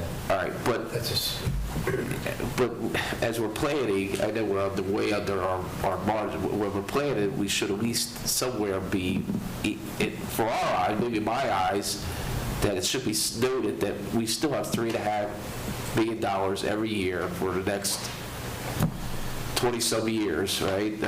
That's owed. Now, with that said, our debt service is still coming down, and maybe when we do this jail, may help. May also. well, it was assumed that that service would also come back. Yeah. So now? I'm sorry. Here's where I'm coming, directors. That we're going to borrow $6 million again. And every time I've sat in this chair, we've always, we borrow $6 million every year, bond $6 million a year. If our debt service coming down, should we have some savings that we put aside that we don't have to borrow $6 million a year, every year, to buy vehicles? So that's the decision, is whether or not you want to realize those savings in the budget, or you want to take the money and then appropriate it for something else. Can it at least be noted that there's a difference, so we know how much money we might have in a savings, that we don't have to bond $6 million? In a perfect world, we would, like you mentioned, that whatever we borrow, we wouldn't have to borrow, we would live within our means. If we're paying less debt service, and we're paying it, we're collecting money to pay it, would that mean we would have money available besides the debt, but then again, the bond? It comes into the decision of how you want to balance the budget. I think that comes within maybe a work session to decide where, if we want to do that. I'm making a statement. No, I'm just okay. No, You're right, Jeff. You're right. But I'm making a statement because I have a problem with that we just. Yeah, we're talking about this in prior years. So, and I think that's you're very well noted on that particular subject. You've always been against the $6 million bond.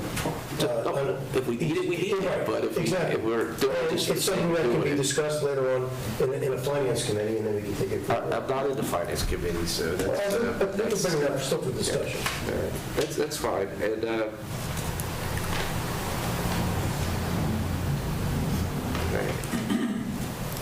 right, I'll just follow all the stuff we need. So, okay, thanks. You did a great presentation. Don't take it as I'm saying. These are just things I like to point out. So, all right. I did have one question. Now, you mentioned that we had to use some ARPA funding we had to allocate it by the end of the year, correct? Obligated with contract awards, yes. Okay, so not necessarily spend it, but the contracts have to be signed, is what you're saying?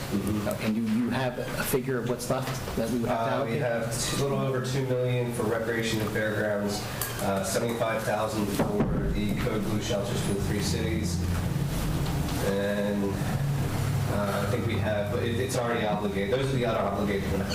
Fair enough, thank you. Any other comments? Commissioner Albrecht. Yes. Commissioner Lodes. Yes. Commissioner Sorrow. Yes. Commissioner Marchand. Yes. Commissioner Taylor. Yes. Deputy Director Romero. Yes. Director Soleo. Yes. Ordinance 2024-2, bond ordinance 2024-2, providing for various capital improvements in and by the County of Cumberland, New Jersey, appropriating $6,400,000 therefore, and authorizing the issuance of $6,080,000 bonds or notes to the county to finance part of the cost thereof. Do I have a motion and second that the ordinance be read on the first reading by title only? So moved. Second. All in favor? Aye. Ordinance 2024-2, bond ordinance providing for the various capital improvements in and by the County of Cumberland, New Jersey, appropriating $6,400,000 therefore, and authorizing the issuance of $6,080,000 bonds or notes of the county to finance part of the cost thereof. Do I have a motion to move the ordinance on first reading? So moved. Second? Second. Please. Okay. Roll call. Commissioner Albrecht. Yes. Commissioner Lodes. Yes. Commissioner Sorrow. Yes. Commissioner Marchand. Yes. Commissioner Taylor. Yes. Deputy Director Romero. Yes. Director Soleo. Yes. Notice is hereby given that ordinance 2024-2 was introduced and approved by the Board of County Commissioners of the County of Cumberland on first reading on March 12, 2024. It will be further considered for final passage after public hearing thereon at a meeting of the Board of County Commissioners to be held at the Cumberland County Administration Building, 164 West Broad Street in Bridgeton, New Jersey, on Tuesday, April 9, 2024 at 6 p.m. prevailing time, at which time and place comments and objections to ordinance 2024-2 may be presented by members of the public. During the week prior to and including the date of such meeting, copies of said ordinance will be made available to the general public who shall request the same at the office of the clerk to the Board of County Commissioners, 164 West Broad Street, Bridgeton, New Jersey. Thank you.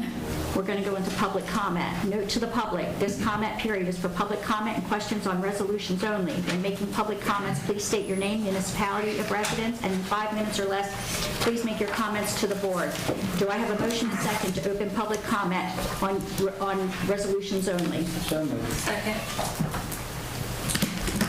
All in favor? Okay. There we go.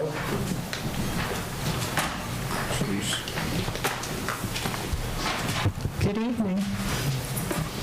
I'm Nancy Ridgway from Upper Deerfield, Fairfield Township. Good job, Mr. Ridgway.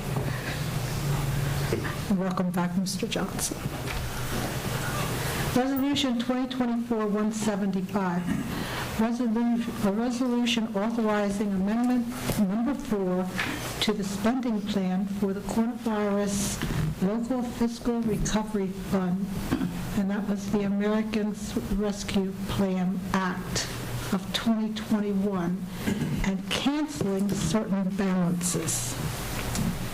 Now, evidently, this says that the spending plan that we made in 2023 was not binding or permanent commitment to use such funds. And there's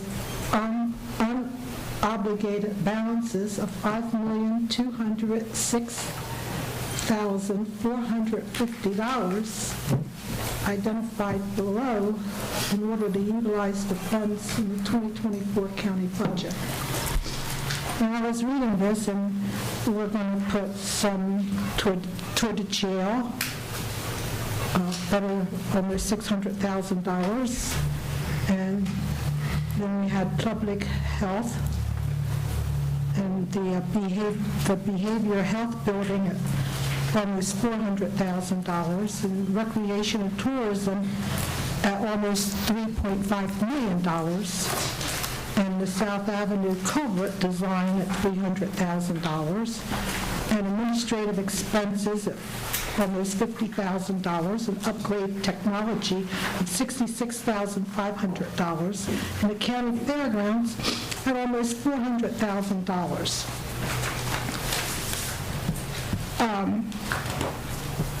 But don't tell me what you plan to do with the rest of the money.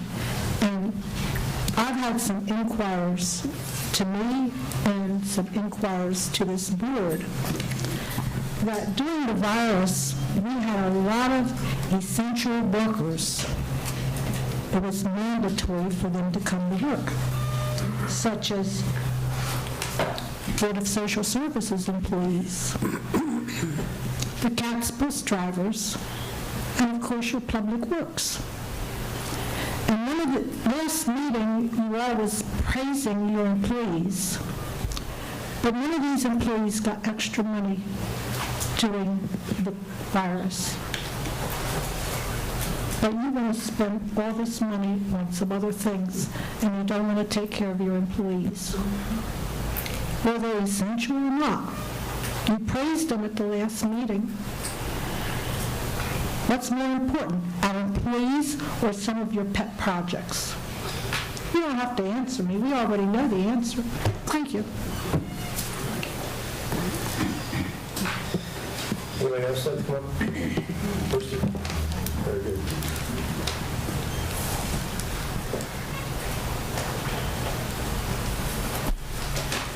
Sandy Acevedo, Upper Deerfield Township. And on that same note, did I hear you right when you said there was $75,000 for the warming centers out of that budget? Still available, yeah. Still available? For this year. What, do you know offhand what was given in previous years? Under that? 75,000 each year? Yeah, so 25 each precinct. So what is that total per center? Do you know? But like I don't know 75 each center? Yeah, I don't know how the city divvied out, how many centers they have. But yeah, Millville is 25, Island 25, and Bridgeton 25 each year. That's not a lot. It's not a lot. When you consider the amount of money that we had to use, not a lot. Thank you. Anyone else for public comment? Motion closed. Second. All in favor? Aye.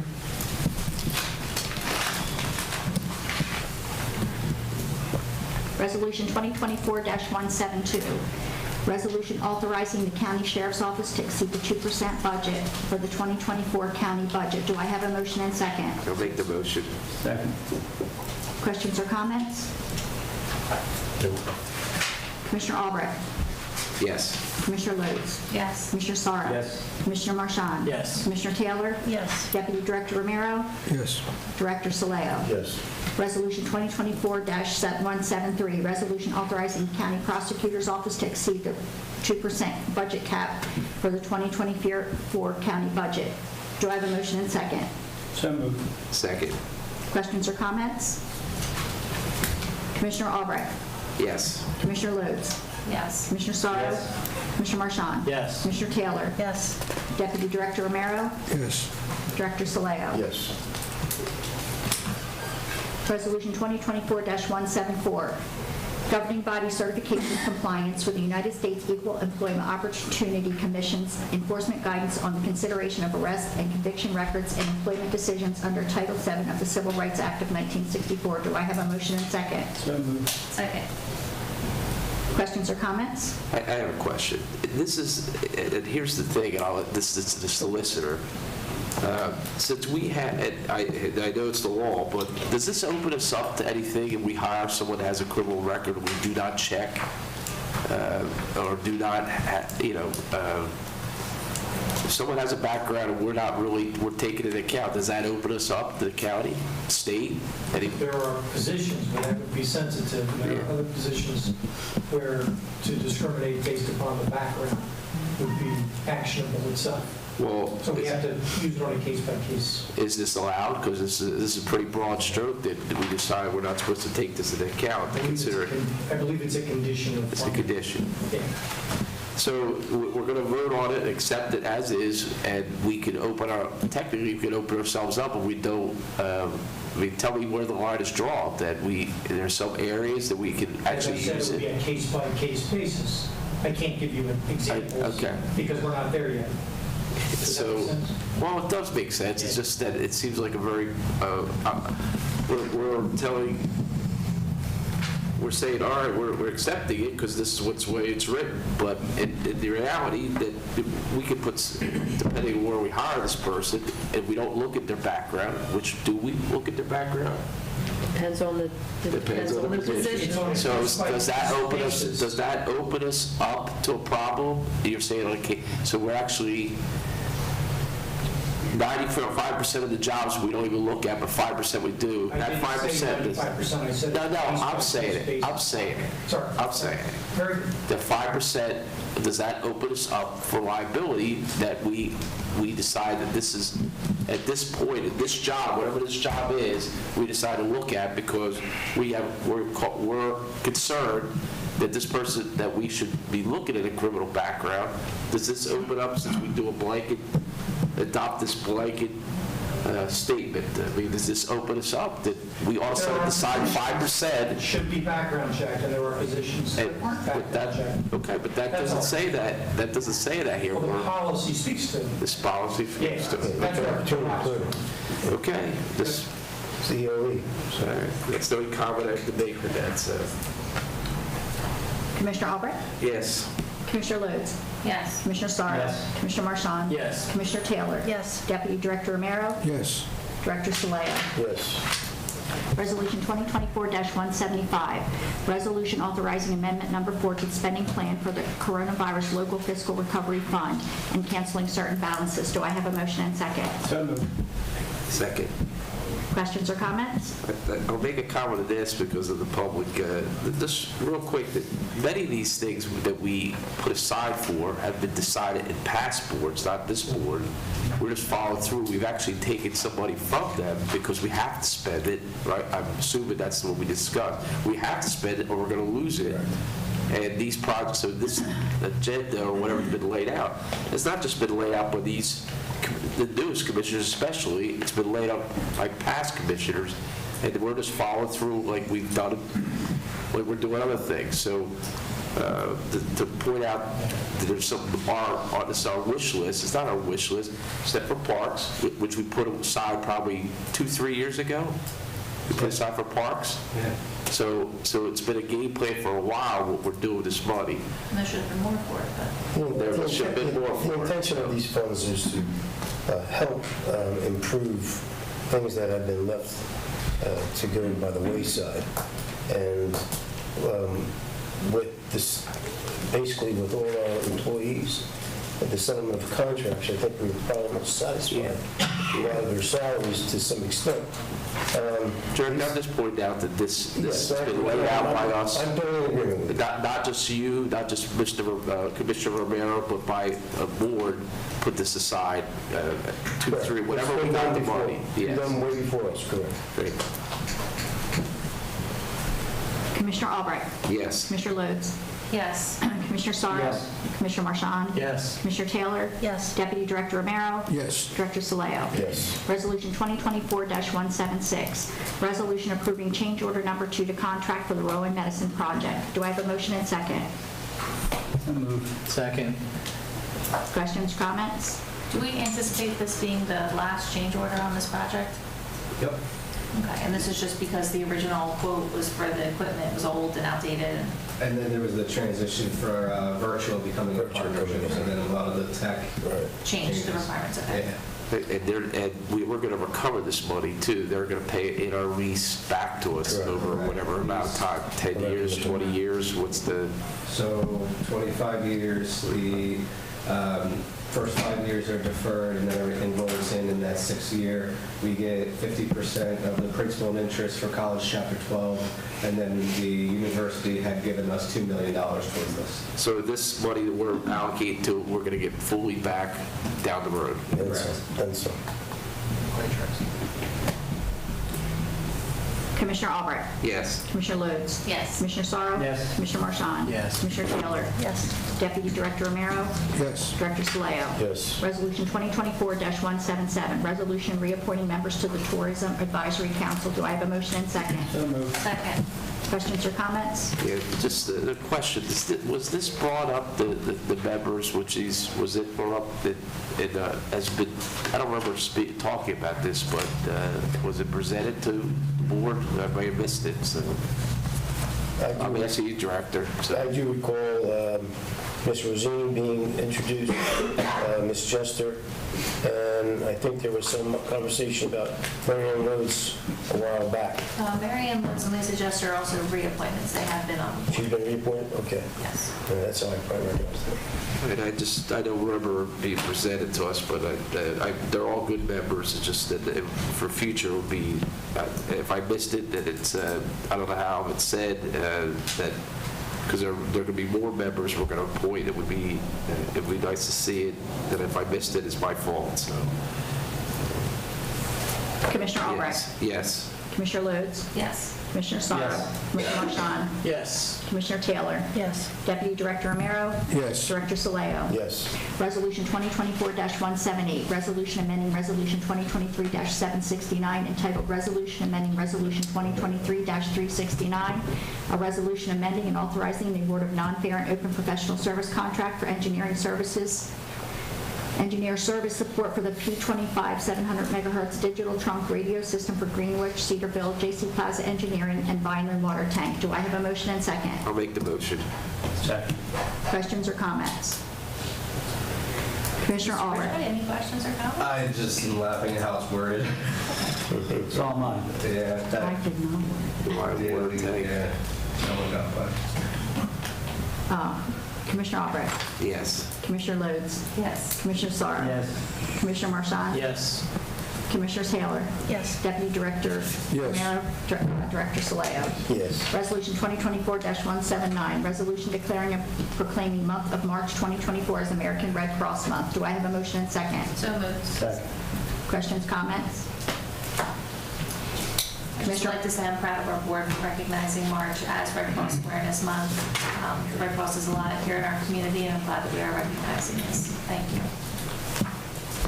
Commissioner Albrecht? Yes. Commissioner Lodes? Yes. Commissioner Sorrow? Yes. Commissioner Marchand? Yes. Commissioner Taylor? Yes. Deputy Director Romero? Yes. Director Soleo? Yes. Resolution 2024-180, resolution authorizing payment of bills. Do I have a motion and second? So moved. Second. Questions or comments? Commissioner Albrecht? Yes. Commissioner Lodes? Yes. Commissioner Sorrow? Yes. Commissioner Marchand? Yes. Commissioner Taylor? Yes. Deputy Director Romero? Yes. Director Soleo? Yes. Okay. Public comment for new business only. Consent resolutions. Oh, yeah, okay, I'm sorry. ID number 14895, resolution awarding contract for providing and delivering emulsified asphalt for the Cumberland County Public Works Department, bid number 24-02. ID 14976, resolution approving change order number 1 to contract for acquisition and installation of a 700 megahertz radio system for the Office of Emergency Management. I just want to make a comment on that one. So when we do change orders, it doesn't necessarily mean that there's going to be an increase or decrease of funds. Sometimes a change order could just be a scope modification. So, for example, in this one, there's no plus or minus to any monies. It's just a matter of, hey, these radios under this model was originally in the contract award, and then it changed the model type. So because you guys get a quote in front of you and you do the contract award and it says one thing, if that changes at any point down the road, it similarly has to come before the board, and we have to use the term change order because something changed. You're ordering a change. Thank you for the explanation. Thank you. No problem. ID 14979, resolution exercising first option to renew contract for providing plumbing repair services for the County of Cumberland and the Cumberland County Cooperative Contract Purchasing System, identifier number 181-CC, CCPS, bid 23-06, resubmission. ID 14980, resolution exercising first option to renew contract for providing food services and food management services at the Cumberland County Department of Corrections, RFP 22-04.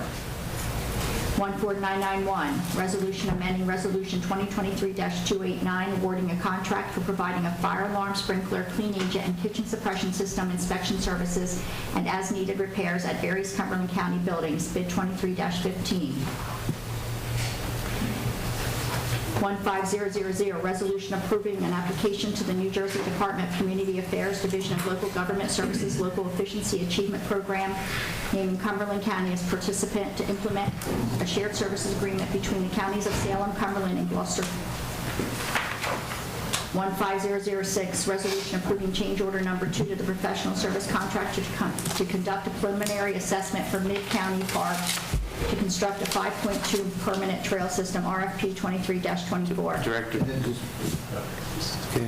just wanted to go back to the one about the LEAP grant. Yeah. So just to kind of bring it home. So while we're pursuing this regional entity, the regional entity is kind of known as either a joint meeting or, as the new law states, rehabilitation and reentry center. So in getting to that point, when the entity is created, that's what it'll be. But The shared services, that's it. leading up to that shared service. So we create the shared service between the three counties to create a planning, funding mechanism so that we split the costs, and then once the regional is created, then it becomes the regional's finances that take care of it. Correct. And why does it have Salem County listed as the lead agency? Just because of geography? We're actually reimbursing Salem because they did the lead already. Okay. They took the lead. Has Gloucester committed, have they committed funds to this? Spoke to Eric Campo this afternoon, and it's on this month. I know that. Okay, They're perfect. saying they're going to, but I don't have it. They're like, they're 2 weeks from now, don't they have I believe that's accurate. 2 weeks? Okay. If not, Commissioner, we're still pursuing. Absolutely, but And just to be clear for the public, and I understand this, but I want to be very clear to the people who are listening to our meeting, we are not spending money to improve Salem County's infrastructure. This is under the agreement that this becomes a joint facility. Right. So I just want to be very clear about this that. particular agreement only does wetlands delineation, can it be done? It does the LEAP grant application, can we find grant monies to do this with? And it does some design work, but it doesn't spend a dime to improve their infrastructure. When we get to any kind of improvements, it's going to be on the basis of a partnership, not a shared services agreement, meaning it will be owned. And then the entity is owned by every county each county is involved. And you stated earlier, there's no time frame either. It's not 40 years, it's for perpetual, yeah, so. So it's like three families buying all together. And it's chipping in to renovate and bring up to speed. Director, that's not a good example. That's about what it's going to be. Three families. You may not like the family members that are in it, but it'd be three families. Okay. I had a question on the next, the 15, so I don't know, will we make a comments after we go through this? I'd like to see us do that, please. Okay. Don't worry. 15007, resolution accepting grant award for the NJSL Capital Projects Fund for Community Center Digital Connect in the amount of $3 million. 15008, resolution authorizing the submission of proposal to Salem County Division of Workforce Development to offer services for in-school youth in Cumberland County. 15009, resolution authorizing the award of a non-fair and open contract for study right premium system for the prosecutor's office per quote 373115-1. 15010, resolution authorizing purchase of Comvault premium maintenance renewal for the County Department of Information Technology in accordance with New Jersey Cooperative Purchasing Alliance, contract number CK04, subcontract number 22-24.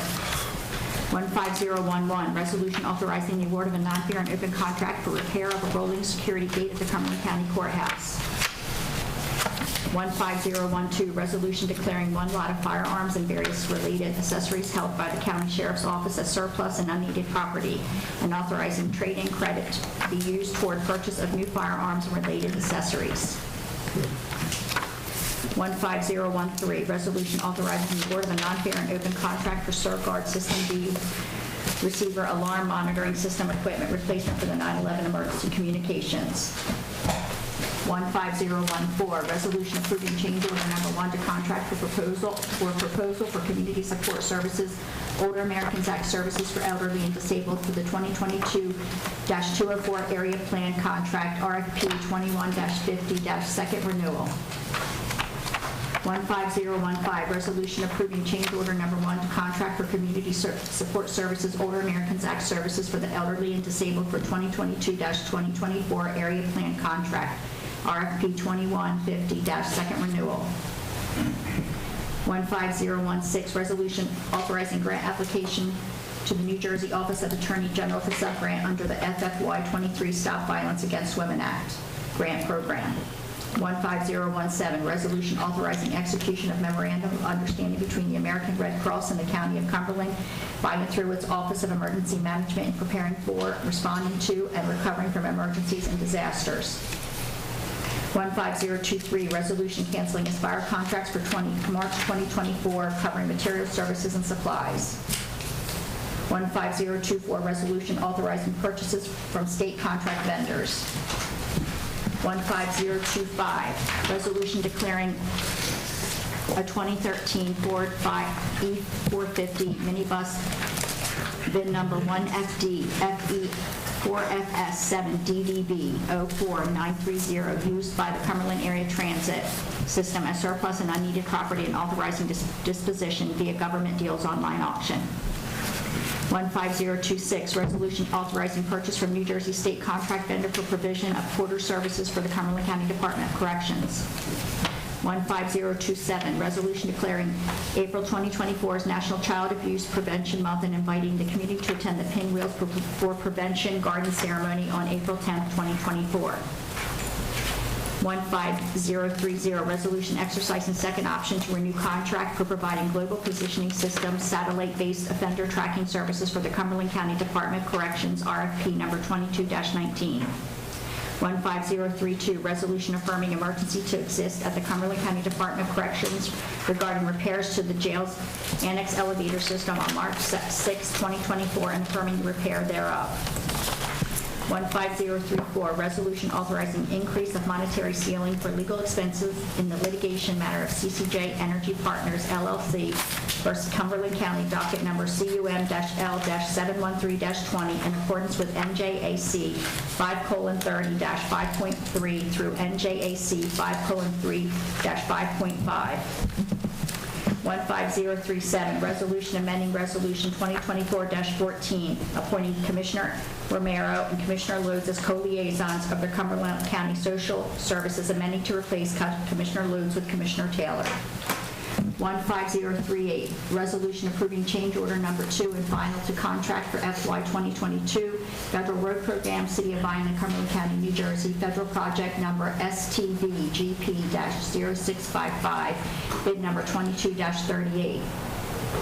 15041, resolution authorizing approval to accept a grant award from the Southern Shore Regional Destination Marketing Organization for marketing programming.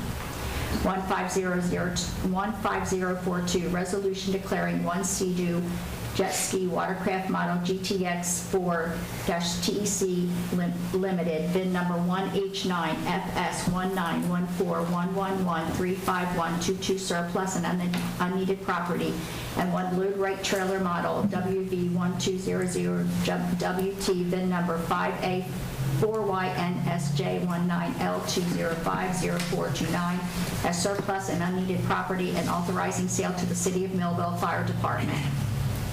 15045, resolution amending resolution 2023-701 in order to accept additional funding of $14,355 for the county innovation program. They were on the consent agenda. Now, these other resolutions could all still be pending. 14940, resolution awarding a contract for electric and natural gas energy pumps. Director, before we go on, can we talk about the consent agenda itself? We could. I mean, I was just going to go through them all, but that's fine. We can stop there. We'll stop there. That's fine. We'll stop there. Anything in particular, sir? Yeah, a couple of things.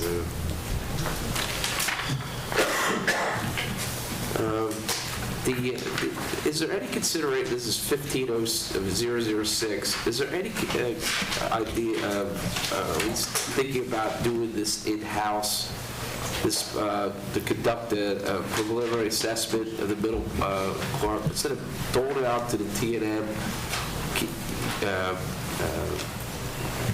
the rest of to do it, do within our own department. We're going to have to start thinking inward than outward, and we're going to be building onto this park system for what resources we have. I mean, I don't know, Commissioner Lewis, do you agree that we... Well, and we have changed a lot of things to be able to do them in-house, but I know Mr. Pizarski's here, so I think he should better answer your question. Matt, you're quick. All right, so this is soil analysis and not something that we have qualified staff to do. This relates directly to the DEP Green Acres grant funding requirements. We have to do a preliminary assessment prior to design and construction of the trail. These are on the 2 parcels on the west side of Marias Avenue, which is the previous farm properties. Right, Okay. and there was an area of concern, which was an old field, it was an orchard, and they did find some soils that were potentially contaminated. It is not something that we can do in-house. It's an insecticide that they're looking for, dioxin. And I have to say, I have to give you and your department accommodations for everything that you have done to what we are qualified to do in-house, we have taken back. It's saved the county really a lot of money and time, and I think we have a better product, quite frankly, because you know our county a little bit better than an outside vendor does. So far, everything that we have been qualified to do in-house, we have done, and I know there's a few other things, components that we've discussed that we've even had volunteers come forward to work on. So I think that the department's made a really Before good you effort. go on, Commissioner, anybody else on that same resolution? Questions? Okay, since it's your... As long as we're considering a little more in-house, I appreciate it, because down the road, hopefully, this Parks Department starts finding ways to fund themselves, and they can, in addition, build a skilled department to handle different things, because they're normally going to be about the same requirements of skill down the road and whatever we're doing, the next parcel land we're going to look at. I get it, it's a little more in-depth Any opportunity we can do something in-house, I would absolutely, I agree with you, I'd like to do that, because I think we get, obviously, we Bigger have a bang for cost the buck. savings to our taxpayers, and we have a much better product as well. And we've had the same conversation with the jail at the last meeting about trying to do things in-house. If it's out of our purview, then we have to definitely set a subcontractor out. Anything else you got, sir? Yeah, okay. Thanks. 15007, just want to speak about this. This is actually an awesome, I've been talking about it for a while. This is going to open some doors in Morris River Township that they're already looking forward to what could be, and it's just the beginning of what a lot of things are happening there. People looking to invest, but this, I wrote a whole bunch of stuff that not only attack our literacy problem in this county, not only open up the ability for our professionals to have a place to go down and actually work out of, open up our programs for our kids to actually come together and actually have almost like a mini community center designed by our library. Does a lot in Bridgeton, in this area, but now it's going to bring it down farther to the southern parts. There's a small little center in Port Norris, but there's nothing in Commercial Township, there's nothing in Morris River Township, there's no in-school libraries. It's really going to attack a problem that we know is a major issue. Yes, and you made a very good point on our last meeting. That's the same project. So here it is that we're getting to accept the grant. We'll be accepting this grant. This commissioner board is pushing this. We're not going to sit on our laurels. We're going to keep pushing forward.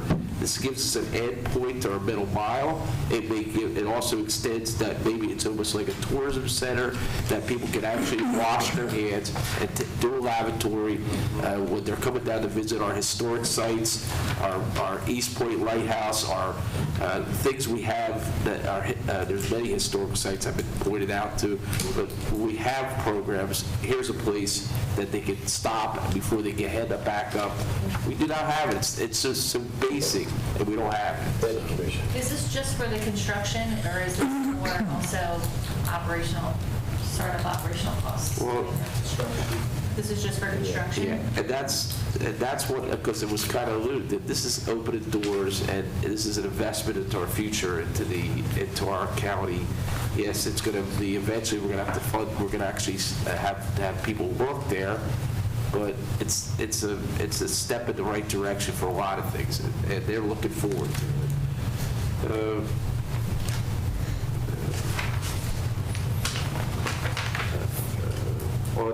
15-012,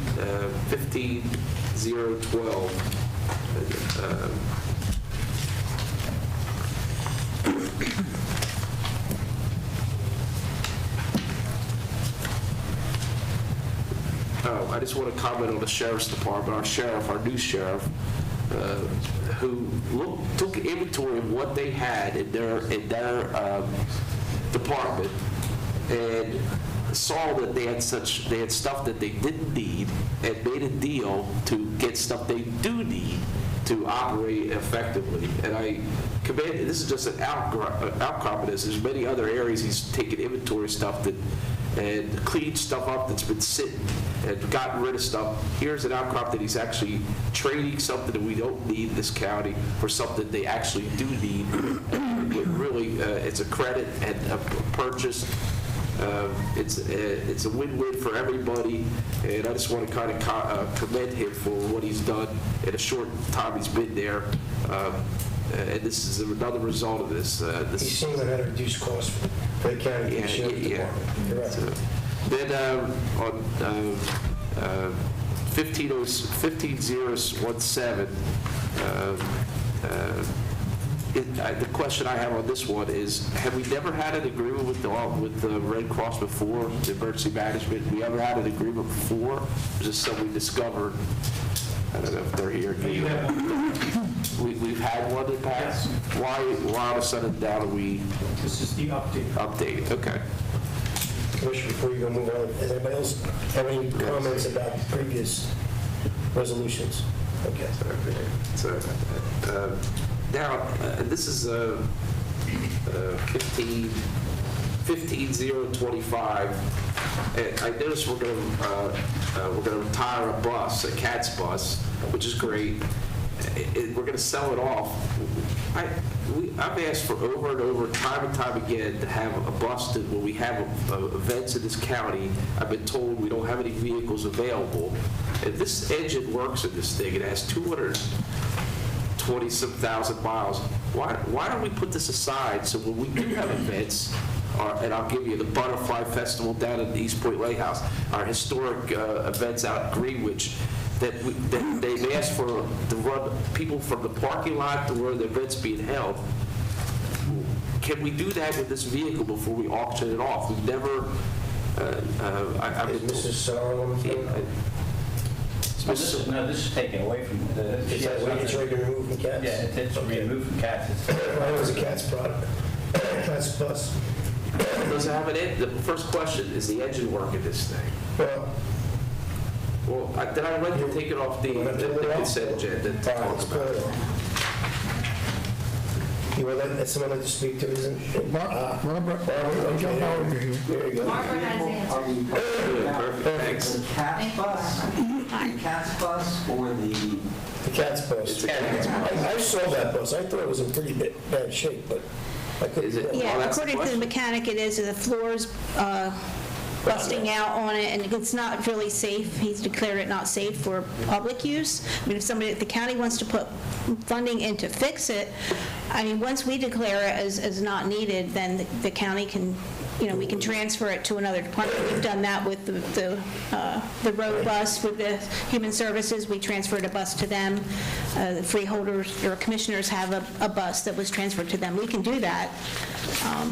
Is this any worse or any better than those that you transferred in the past, or is this worse? The ones we transferred were better than this bus. We received a new bus last week. That's why we have to take one off. Over at Public Works, it was in pretty bad shape, but I was talking to Neil Riley about, because it was over there at the time. And if it's the same bus, and I think it is, it really wasn't in good shape, but I'll be more than happy to pull it off and have you guys. Well, I mean, if it was deemed not. Yeah, I mean. if it's not safe, If it's not safe, the commissioner wants it pulled, we'll pull it off. If it's not safe, this is nothing that we want to put back out there on the road. It's only on a Sunday we can move people from the park lot. But if it's not safe, it's got 220,000 miles. It's a fleet vehicle, 220,000 miles. Pull it from me. yes. If the engine works, the mechanic can sound. Let's at least look at it. So, Yeah, we'll pull it. Yeah, I can thank you, Director. We'll let the mechanic take a look at it. The next is 15032. Don't we have a contract to fix elevators? Don't we have a contract? No, sir, I would not allow anybody to fix an elevator other than an elevator company. I didn't say that. I asked, do we have a contract to Tech elevator's been in for a while. Yeah, and we don't have a contract to fix this, that when there's a problem? It's a state contract vendor, and they usually get set up with like a preventative maintenance, but then when a repair hits, then it's not. Depends on the model. So there's maintenance versus repair. Charlie, you want to explain to them what you explained to me today, please? Sure. And I have to abstain from this. Okay. Good evening, Chuck Ambino, Director of the Department of Corrections. In this particular case, this was the main elevator in the annex. It was an emergency repair.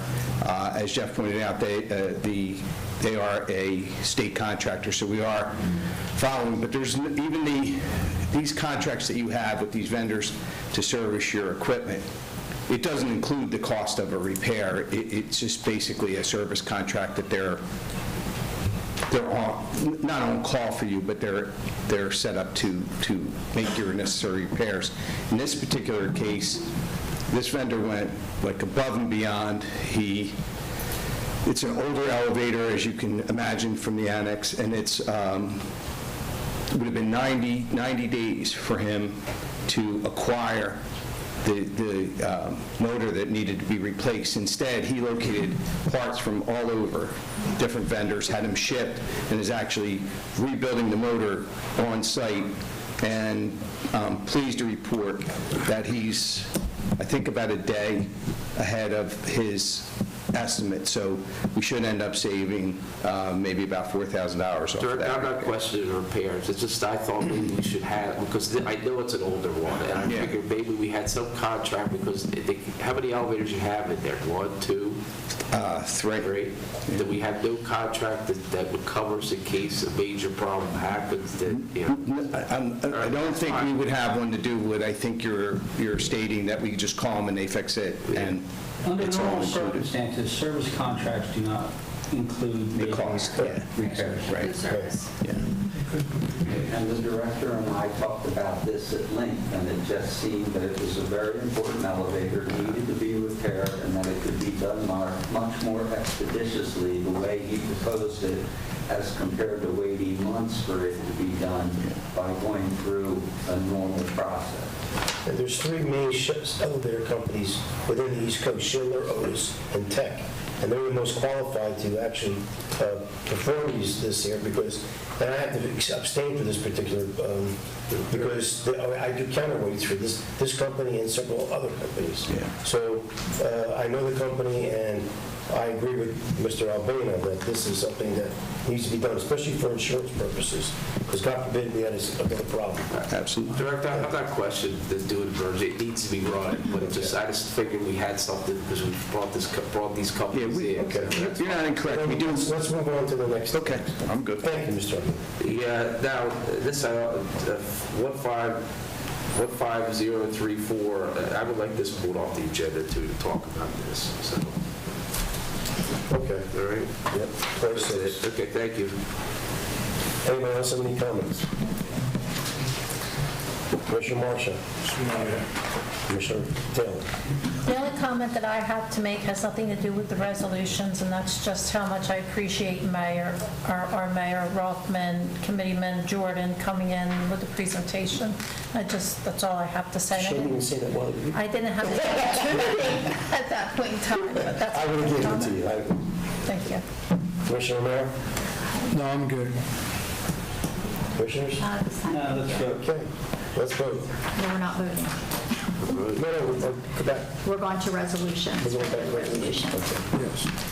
14940, resolution awarding a We're contract finished, that's right. for electric and natural gas energy contract for the County of Cumberland, the Cumberland County Cooperative Contract Pricing System identifier number 181 CCCCPS RFP number 24-05, that's pending. 14941, resolution awarding contract for supplying and delivering toner cartridges for Cumberland County and the Cumberland County Cooperative Contract Pricing System identifier number 181-CCCCPS bid number 24-06 pending. 14946, resolution awarding contract for lease of county-owned farmlands located near Cumberland County Manor, bid number 24-09 pending. 14949, resolution authorizing the award of a non-fair and open contract for providing software maintenance for Cumberland County 911 pending. 14969, resolution awarding contract for providing specifications for roof replacement at 220 North Laurel Street, 800 East Commerce Street, Bridgeton, New Jersey, bid number 2408-08 pending, bid opening 3/19/24. 14985, resolution awarding a contract for providing various youth services for the Cumberland County Youth Services Advisory Council, RFP number 24-10 pending, proposals opened 3/12/24. Public comment on new business. Note to the public, this comment period is for public comment and questions on new business only. When making public comments, please state your name, municipality of residence, and in 5 minutes or less, please make your comments to the board. Do I have a motion and second to open? So moved. Second. All in favor? Aye. Anyone want to step up? Public comment. On new business only. New business. Good evening, I'm Nancy Ridgeway from Upper Deerfield in Deerfield Township. I opened up your county website and was going to check the calendar. And it looks more like a daily planner. It says 312 tourism, 314 recreation, 319 CCACC meeting. It don't tell me what day of the week. It doesn't even look like a calendar. What happened? What does she say?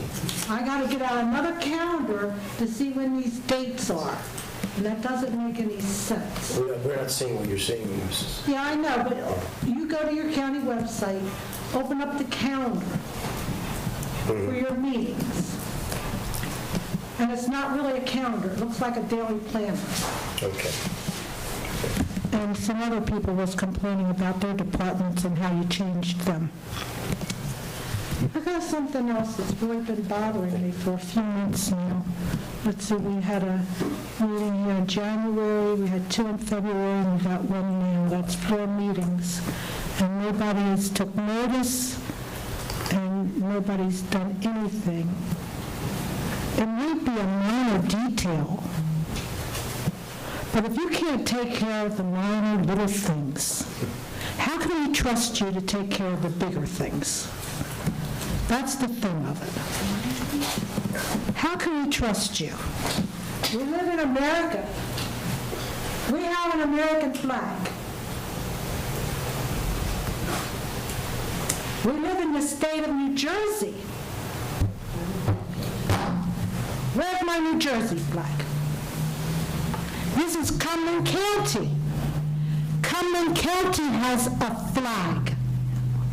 Where are the flags? Thank you. Director? Please do. Do you want to wait till the end? Anyone else for public? Well, he can, are you stepping up as public, or are you? What she said. Just to answer the question, but I know that last meeting. Yeah, last meeting you wanted to wait. Well, I did want to wait. Is there anyone else who wants to make public comment? We'll do that first. So let's close to the public, if that's what we're doing. Well, no, anybody else for public comment first? We didn't close it yet. No, we didn't close it. Motion to close. Okay. Second. All in favor? Aye. And now, Mr. Gill. Now you may. Did you I'll work with Ms. Ridgway. No, No, I think you need. No, there's probably a lot of people out there who would like to hear your explanation. I don't have that. My explanation is I'm going to work with her to see what it is. I don't know what she's talking Do about. we have it on the pole outside? We're going to do it in front of everybody. Talking about putting the events on the calendar, Yes, it's and that can be done fairly easily. okay, then Instead of just in a... Well, then we don't have to tie that up. Let's go to the next. If you're going to work with her, that's fine. All right, let's go to the next. Yeah, the public should know that. That's what we should. We'll figure it out, Mrs. Ridgway. We do have a county flag, we're waiting for the flag. We should have him We here. do have Yeah, a on the county pole flag. outside. We just have, we're waiting for the post. It looks different on the, And there is a need for executive sessions. there's one. Okay. All right, let's move forward.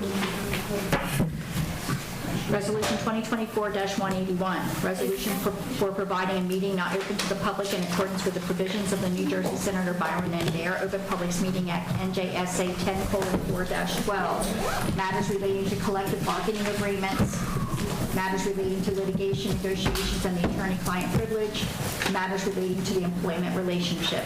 Do I have a motion and second? So moved. Second. Commissioner Albrecht. Yes. Commissioner Lodes. Yes. Commissioner Sorrow. Commissioner Marchand. Yes. Commissioner Taylor. Yes. Deputy Director Romero. Yes. Director Soleo. Yes. And it is not intended to take action after a word is anticipated. Very good. 818.